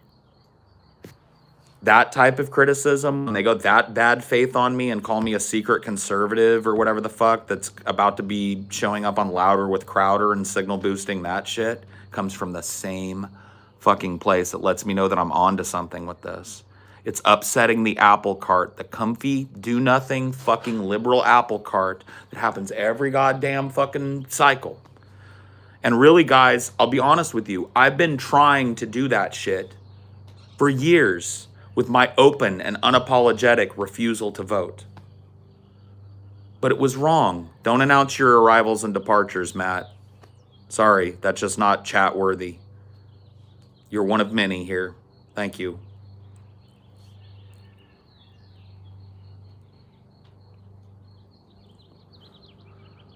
But for years, that's what I've been trying to do with this position that I'm dogged for. Over and over and over and over and over and over and over and over and over again. Go look at it, dude. So you want to tell me that, like, oh, you might want to prepare for some heat. Dude, I've lived in it. I've been in it. I can do that. I'm willing to do that too. A lot of people think that, like, I'm not willing to stand on this principle. Dude, my principles are not based on some fucking book I picked up fucking 5 or 6 years ago. My principles are based on my life lived and my observation of the political process during that life. And if you want to argue with me, you got to argue with my past. You got to tell me I contextualized it wrong, I experienced it wrong, or I remember it incorrectly. And I don't. And I didn't. So if you want to go toe to toe with me, you're going to have to directly go head on with what I'm proposing. And when people do that, they fail. They retreat into agreeing with you on the micro issues, but then not agreeing on the overarching issue. TJ's position was really awkward in that talk we had, because he would bring up a problem that he had with my position, and that I would point out how functionally it's no different from what he did. And he would say, well, I agree with that. But then on the overarching issue, he would say, no, I think it's destructive and dangerous.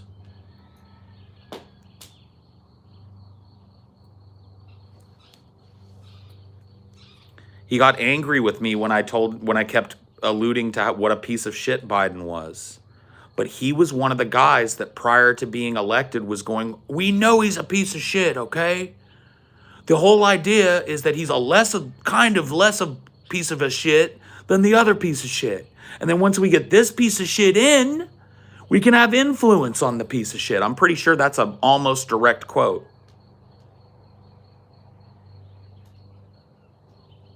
from TJ in the run up to the 2020 election, from his streams and from his fucking DFF content and from his amazing atheist content and from his interviews and fucking appearances on other shows.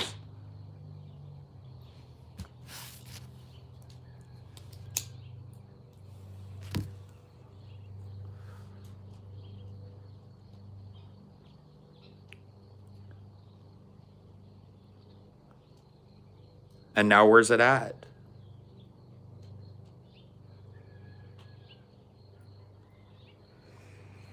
Now where's it at?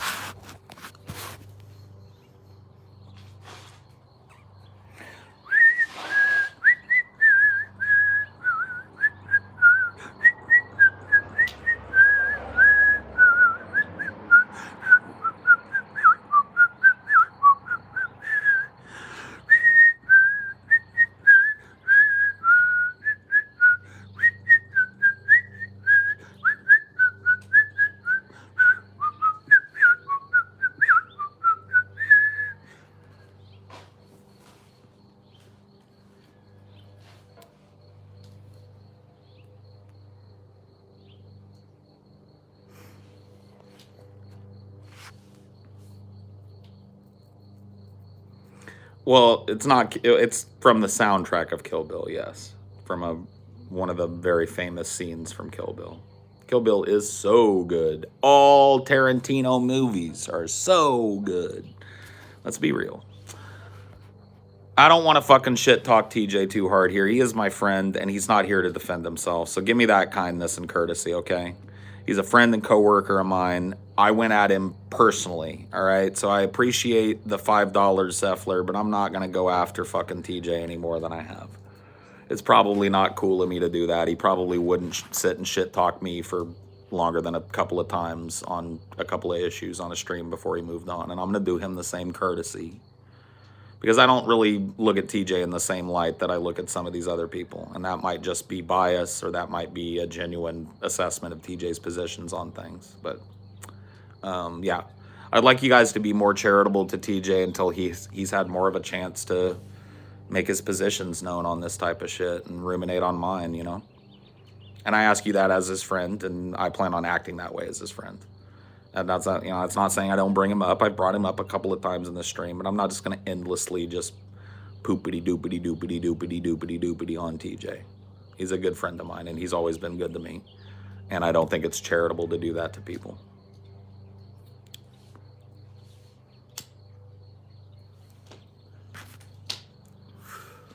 TJ is definitely acting more in good faith than someone like Vosh. I tend to agree. If you had Vosh money, do you really think you'd give a bunch away? Money corrupts. Just watch me over the next few months, and you'll have an idea how much money per month I'm willing to give away of what is a meager amount of money compared to what Vosh makes. And then we'll see if he's willing to pay a commensurate amount every month and be open and transparent about it and pick mutual aid orgs and not funnel it through the DNC. Or if he's willing to make excuses about why he doesn't do that and get indignant about, you know, people wanting to be prescriptive about what he does with his finances.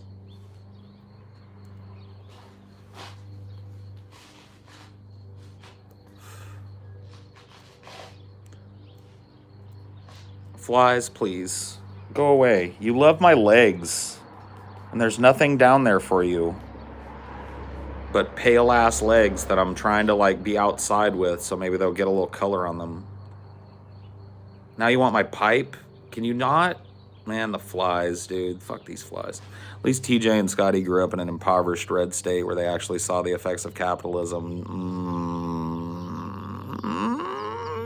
Daryl, do you know? I don't think Daryl knows about TJ and Scotty's upbringing. I don't think he... TJ and Scotty grew up rich kids. They grew up in an area of Louisiana called Beauchene, which is right on the fucking waterfront. It's a rich person's paradise. Yeah, they were rich. TJ has told publicly how his dad used to tip the pizza guy, like they'd order a pizza for him and Scotty and it'd be like $15, and his dad would give him $100 to pay, and the pizza guy would be like, I don't have change, and they'd go back to their dad and he'd be like, just give him the whole 100. Who gives a fuck? Like, they were rich.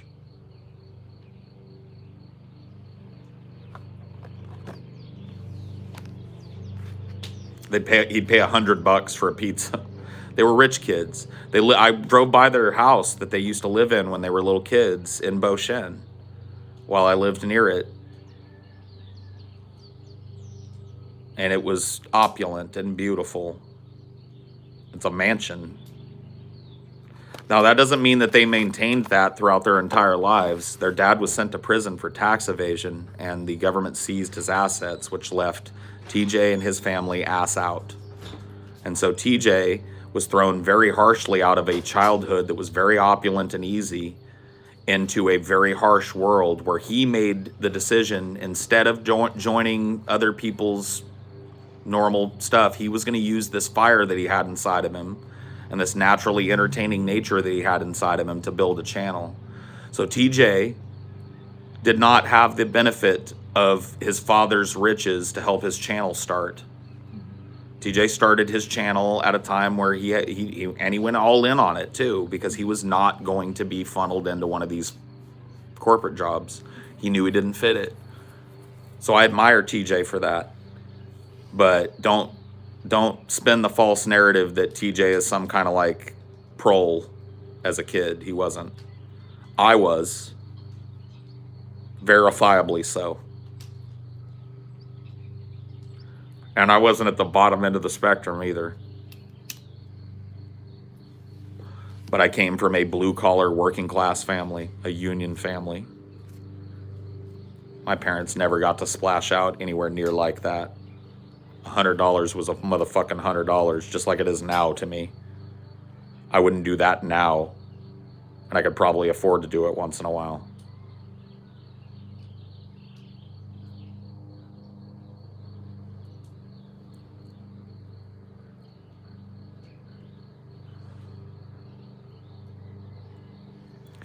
Dude, TJ, listen.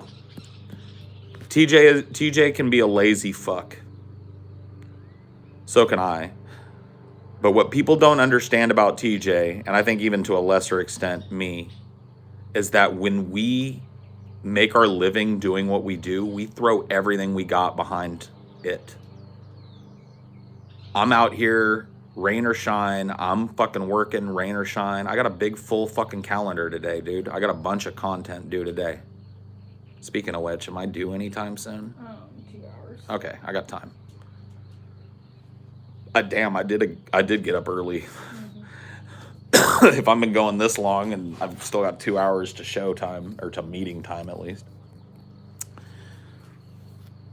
But we hit the bricks, dude. We don't fuck around.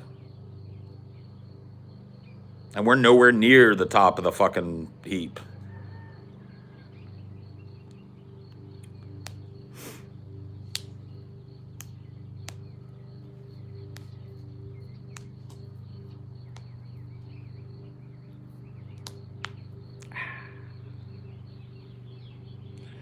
D, you look so nice over there in the sun, my boy.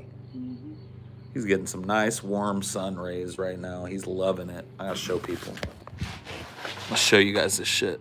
If he won't move now. He probably will because he's so fucking camera aware. Look at him. Chilling like a villain. Yep, look at him, dude. He is fucking blissed out. He's only half here. Dunwar's off the goop. But the sun was the goop.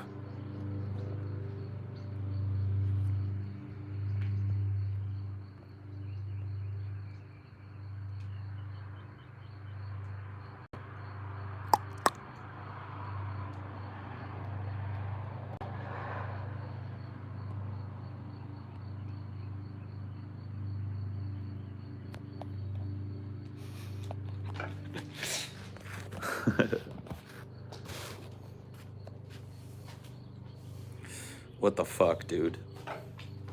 Is that brick stuff a barbecue? Kind of. It's some weird shit that the previous tenants of this place built, but that they never finished.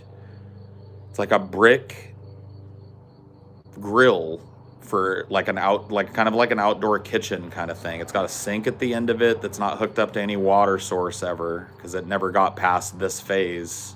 Looks like a DIY project, honestly, that just never got finished, and now it's all busted and rusted and put to shit.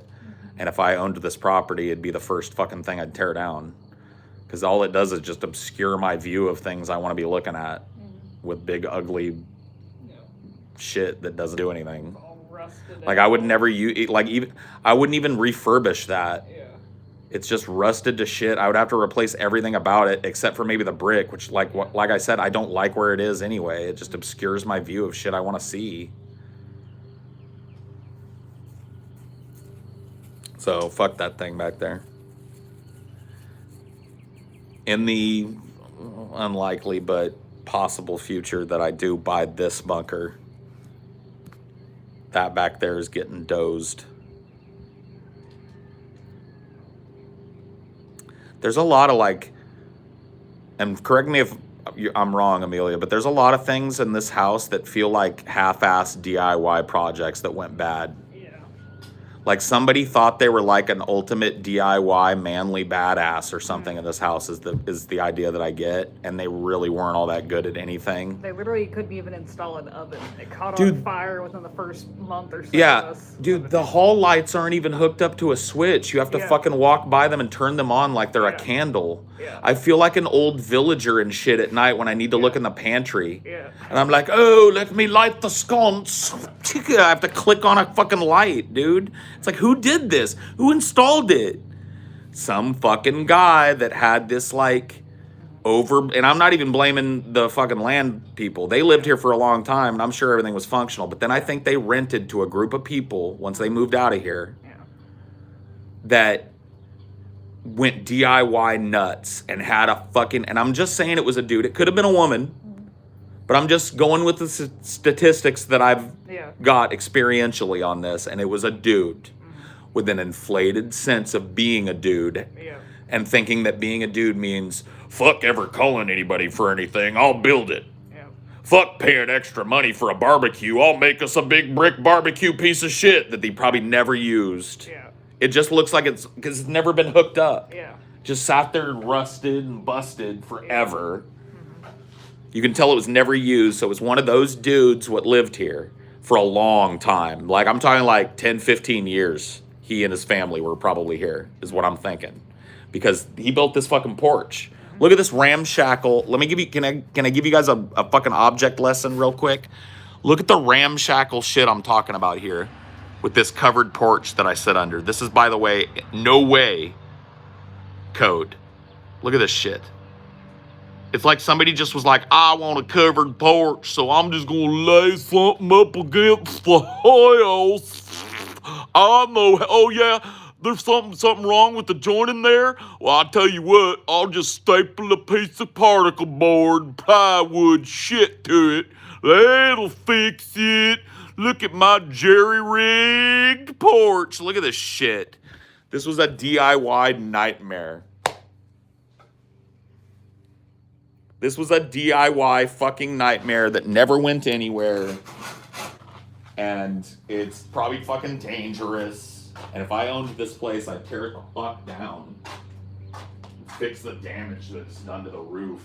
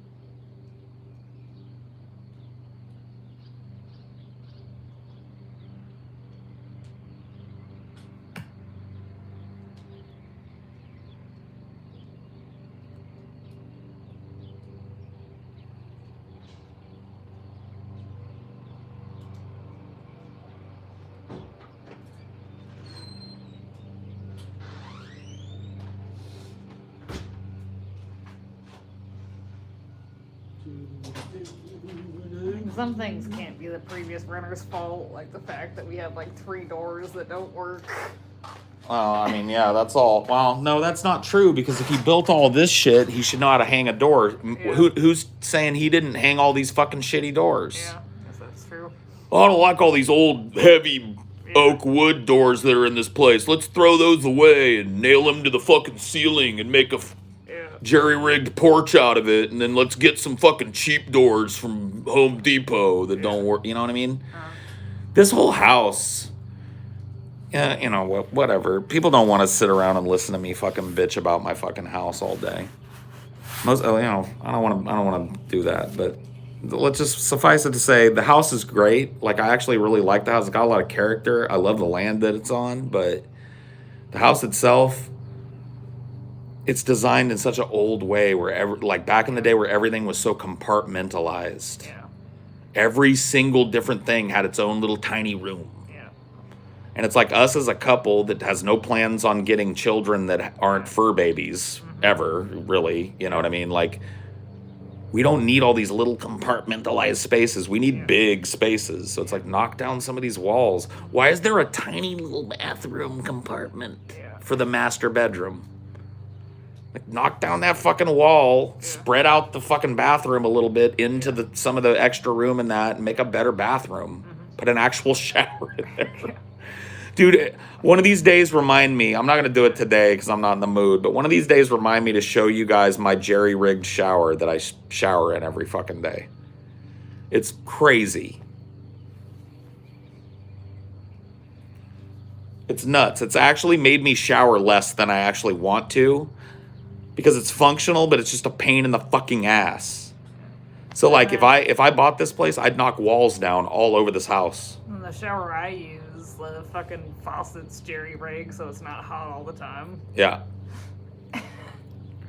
It's just it's just not. The bathtub in there too is just so. It's like a death trap bathtub from the '60s. Yeah. It's like it's literally slick as black ice. Yeah. It's a nightmare. I'm worried I'm gonna hurt myself when I take a bath in there. Every time I get up, because as a fat dude, there's no real non-dangerous way to do it unless you can't just brace yourself against the shower door. Yeah. It's glass. It's wobbly shitty shit too. It's not like there's just problems, you know what I mean? But a lot of those problems add character to the house that I can appreciate. But some of the shit that's more bothersome to me is honestly the floor plan of the house and how I would knock down a bunch of walls and open up the floor plan and widen the hallway. The hallway feels like this narrow walk of death, and there's no reason. Lose a few square feet, knock down the walls between the bedrooms and bathrooms and shit, make a second giant master on the fucking left of the hallway and another one on the right.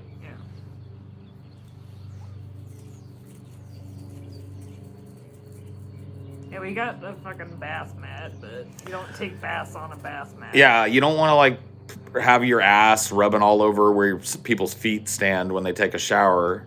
You know what I mean? Like you don't want to bathe on a bath mat. Maybe I need to get a second bath mat that I lay on. You know what I mean? But other than that, I have to do a fucking acrobat act to get out of this motherfucker.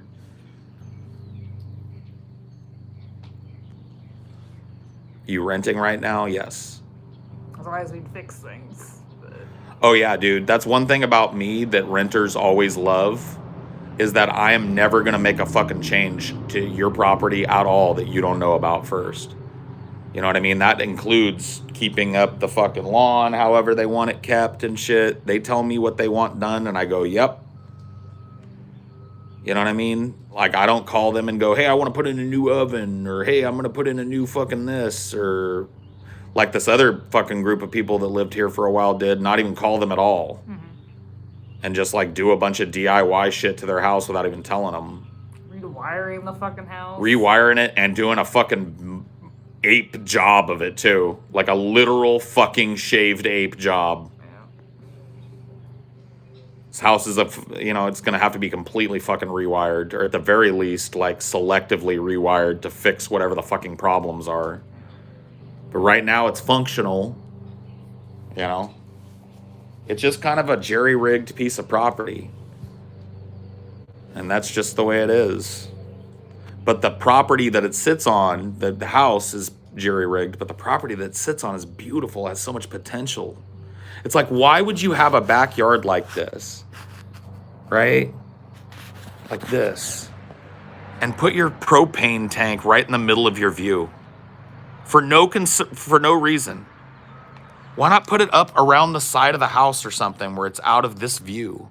Why would you ever just put a big ugly propane tank? And I got to tell you guys, it's not that deep all the way around, but there's plenty of room on the side of this house for a propane tank. And unless there's some law I don't know about where it's got to be placed, there's got to be, even if it's got to be farther than you can get away from some other piece of property, there's a better way of putting that propane tank somewhere that's not right in the middle of your goddamn fucking view of your backyard.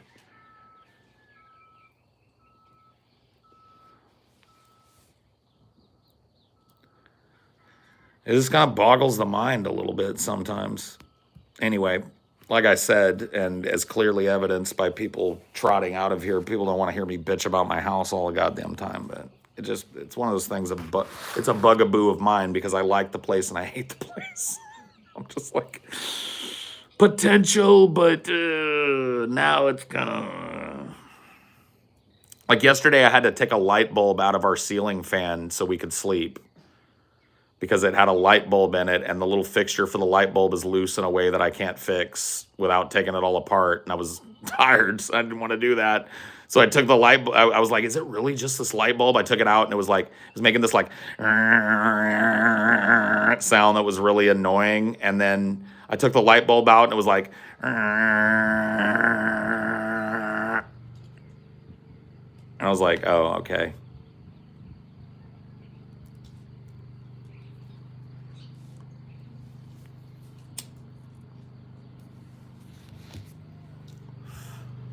Wasn't the tinderbox like that too? Yes, but way more poorly built.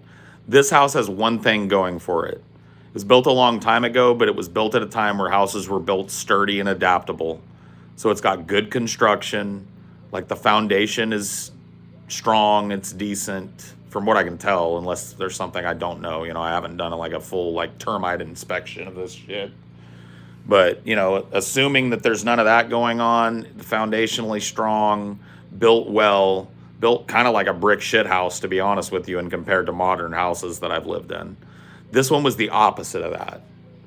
The tinderbox was a more modern house that was built so shitty you wouldn't even fucking believe. So on the cheap and so on the QT. It was like they took an older house in a really nice neighborhood, fixed it up on the outside so it looked like palatial, and then fixed it up on the inside so your first impression of it is like, wow, this is actually pretty nice in here. They bought all the stuff to make it look nice.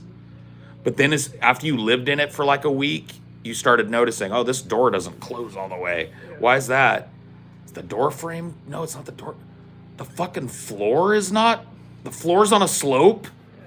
The whole living room, like you could fucking track it, dude. We would sit in the living room watching the fucking TV sometimes, and I was the first person to notice it, and I was like, dude, this house is built like a fucking Tim Burton house. And they're like, what are you talking about? I said, look at the angle of this room. Like, genuinely, we're all stoned, and I'm like, no, seriously, look at where that corner starts and how it's higher than where that door frame that's in the middle where the next corner is. And they're like, oh my God. It was like, and not that bad, but like just built on a fucking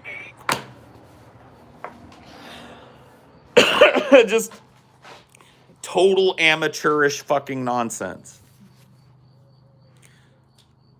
Yeah, the floor was slanted so the pantry door wouldn't close all the way. Unless we had to have TJ's stepdad, Steve, come in and cut an inch off the bottom of the door so that the door to the fucking pantry would close so we would keep our dogs out of it. Because the floor was on a slant, the pantry door would grind to a halt before you could actually get it engaged. And we had to have TJ's dad come and cut, like I said, like an inch off the bottom of the door so the dogs couldn't get in there to get it to get the door to close. I lived upstairs at this place too. Imagine how safe I felt. Because if the downstairs is built on a slant, I want to know how supported that upstairs is that's resting on it. Fuck me, that place was it really was. It was like the house from the Money Pit, dude. It looked so nice when we first got it and shit, and then it just like slowly became a rat-infested, burnt hellhole, and we all fled for our lives. Well, if it wasn't in Louisiana, falling through the floor could be a fucking option, but you can't have a basement in Louisiana because it's literally built on top of muddy, alligator-infested swamp and human shit. Speaking of, did you guys ever get compensation when y'all try to move, or did y'all lose a lot of money? We lost a lot of money. We lost a fuck ton of money moving.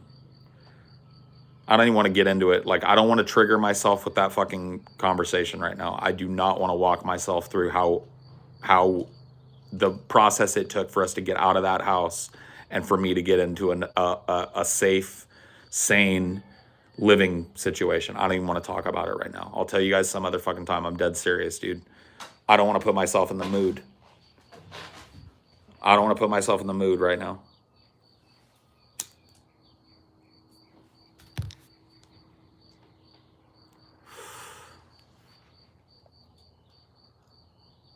It's not a painful memory. It's just a shitty memory and a depressing memory. It's just like fucked. Renters, homeowners insurance is also important to have. Yes, that's true. Thank you, Chat Daddy. Oh, it sounds like yeah. That's stressful. Yes. I used to live in a house with rotted insulation. The whole dude. If Amelia was out here, she'd tell you the story of the fucking house that she lived in fucking Indiana, right across the border from Louisville. That was like a registered cultural landmark and literally a ramshackle, teeter-tottering fucking nightmare waiting to happen. She used to have to wade in sometimes waist-deep water to reset the breakers in her house because the basement would flood. I want you guys to put those two things together.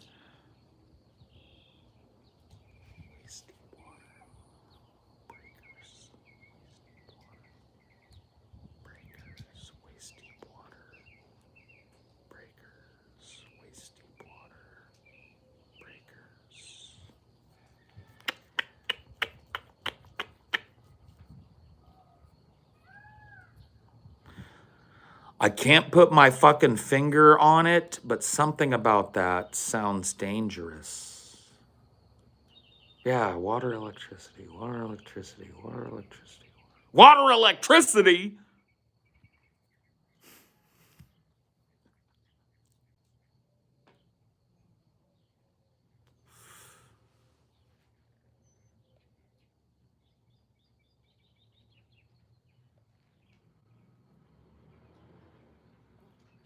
Fly? He landed on my finger while I was using it. The audacity. D, can you learn to hunt flies for Dad? Can you be one of those dogs that snap a fly right out of the air and eat it so they don't come around here no more? You good at chasing off big old squirrels, and that's a good boy. And you're good at chasing off stray kitties, and that's also kind of a good boy, even though we don't need to do that as much. But you don't ever go after anything tiny. Could you snap a fly? You don't like them neither. I know they bother your little butt while you're laying out here. Snap a fly. Snap a fly.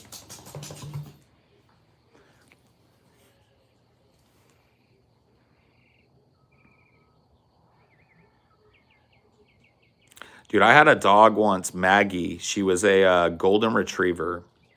I had her when I was little. So like, where's your bow?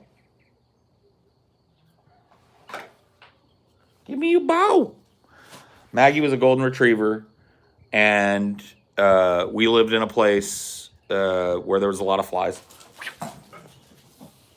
in the summer, in the spring. And Maggie would not abide them. They would buzz her face, and she literally got so good at like waiting for them, and then she would go like, snap! She'd just eat them. She was so good at it. So I would always have Maggie next to me on the porch, because if there's a dog laying next to you on the porch, especially a big stinky one like Maggie, Dinor probably doesn't get bothered all as much because he smells all good and shit. But, you know, Maggie was a mostly outdoor dog. She lived in a big country plot of like 8-9 acres or whatever it was my parents had. And so she came inside every once in a while, but so the flies were all over Maggie. And so I kept Maggie next to me because she would draw the flies and then eat and kill them all. And then there would be no more flies on the porch for a while. It was great. But Dinor, he doesn't know how to snap a fly, man. Maggie was like Mr. Miyagi from The Karate Kid with the chopsticks, only better. She studied the fly. And then she learned that all she had to do was wait. And then in a burst of energy, she'd do that shit too. And I call it snapping a fly because it would make a snapping sound. You would hear her jaws go like click. One less fly. Click. Two less fly. Click, click. Three less fly. Then pretty soon, like the porch is not swarming with flies.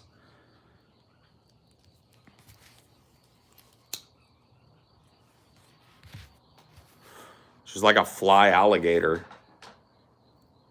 Your pit bull. I've seen other dogs do it, so I know I'm not alone in having a dog that had done it. But we never trained Maggie to do it. She just developed it. Yeah, just like real, like, she liked it. I think it like satisfied part of her hunter drive or whatever to just like start looking at them as little morsels, which to her, I guess they were little balls of protein or whatever the fuck. She'd just sit there and fucking stop. She'd move around a little bit and settle back down, and another couple flies would start buzzing around her face, and she'd just lay there. She'd let them walk on her, like all the way to her snout, and then she'd go, snap! Snap! And then, like I said, pretty soon you're sitting on the porch and there's only a couple flies instead of like 20. The click.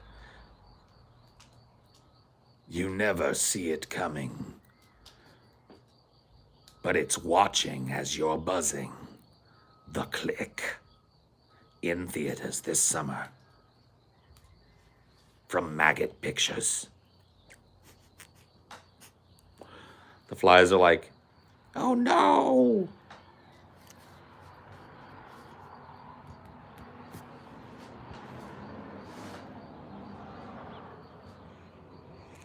You need to learn to click a fly, D. Give it one of those. Click a fly. Where'd you go? You not want to play fetch? You don't have to play fetch if you don't want to play fetch. I know it's early in the morning. Yeah, you just did a big yawn when you went and got the ball. I think you're still waking up too, huh? But that's okay. So is Dad.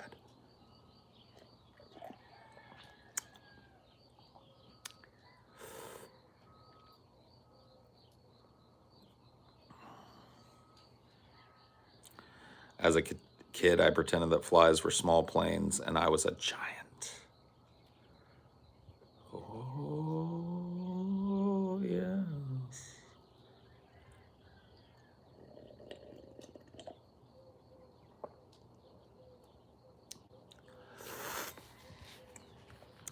Gotta go, Paul. Take care, brother.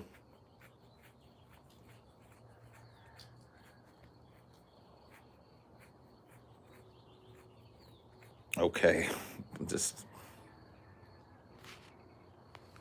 I think I gotta go here pretty soon too. This has been another fun stream though. Thank you guys for hanging out. Hey, we're knocking them out of the park recently. It's been a lot of fun. So thank you. I'll see you next time. Bye.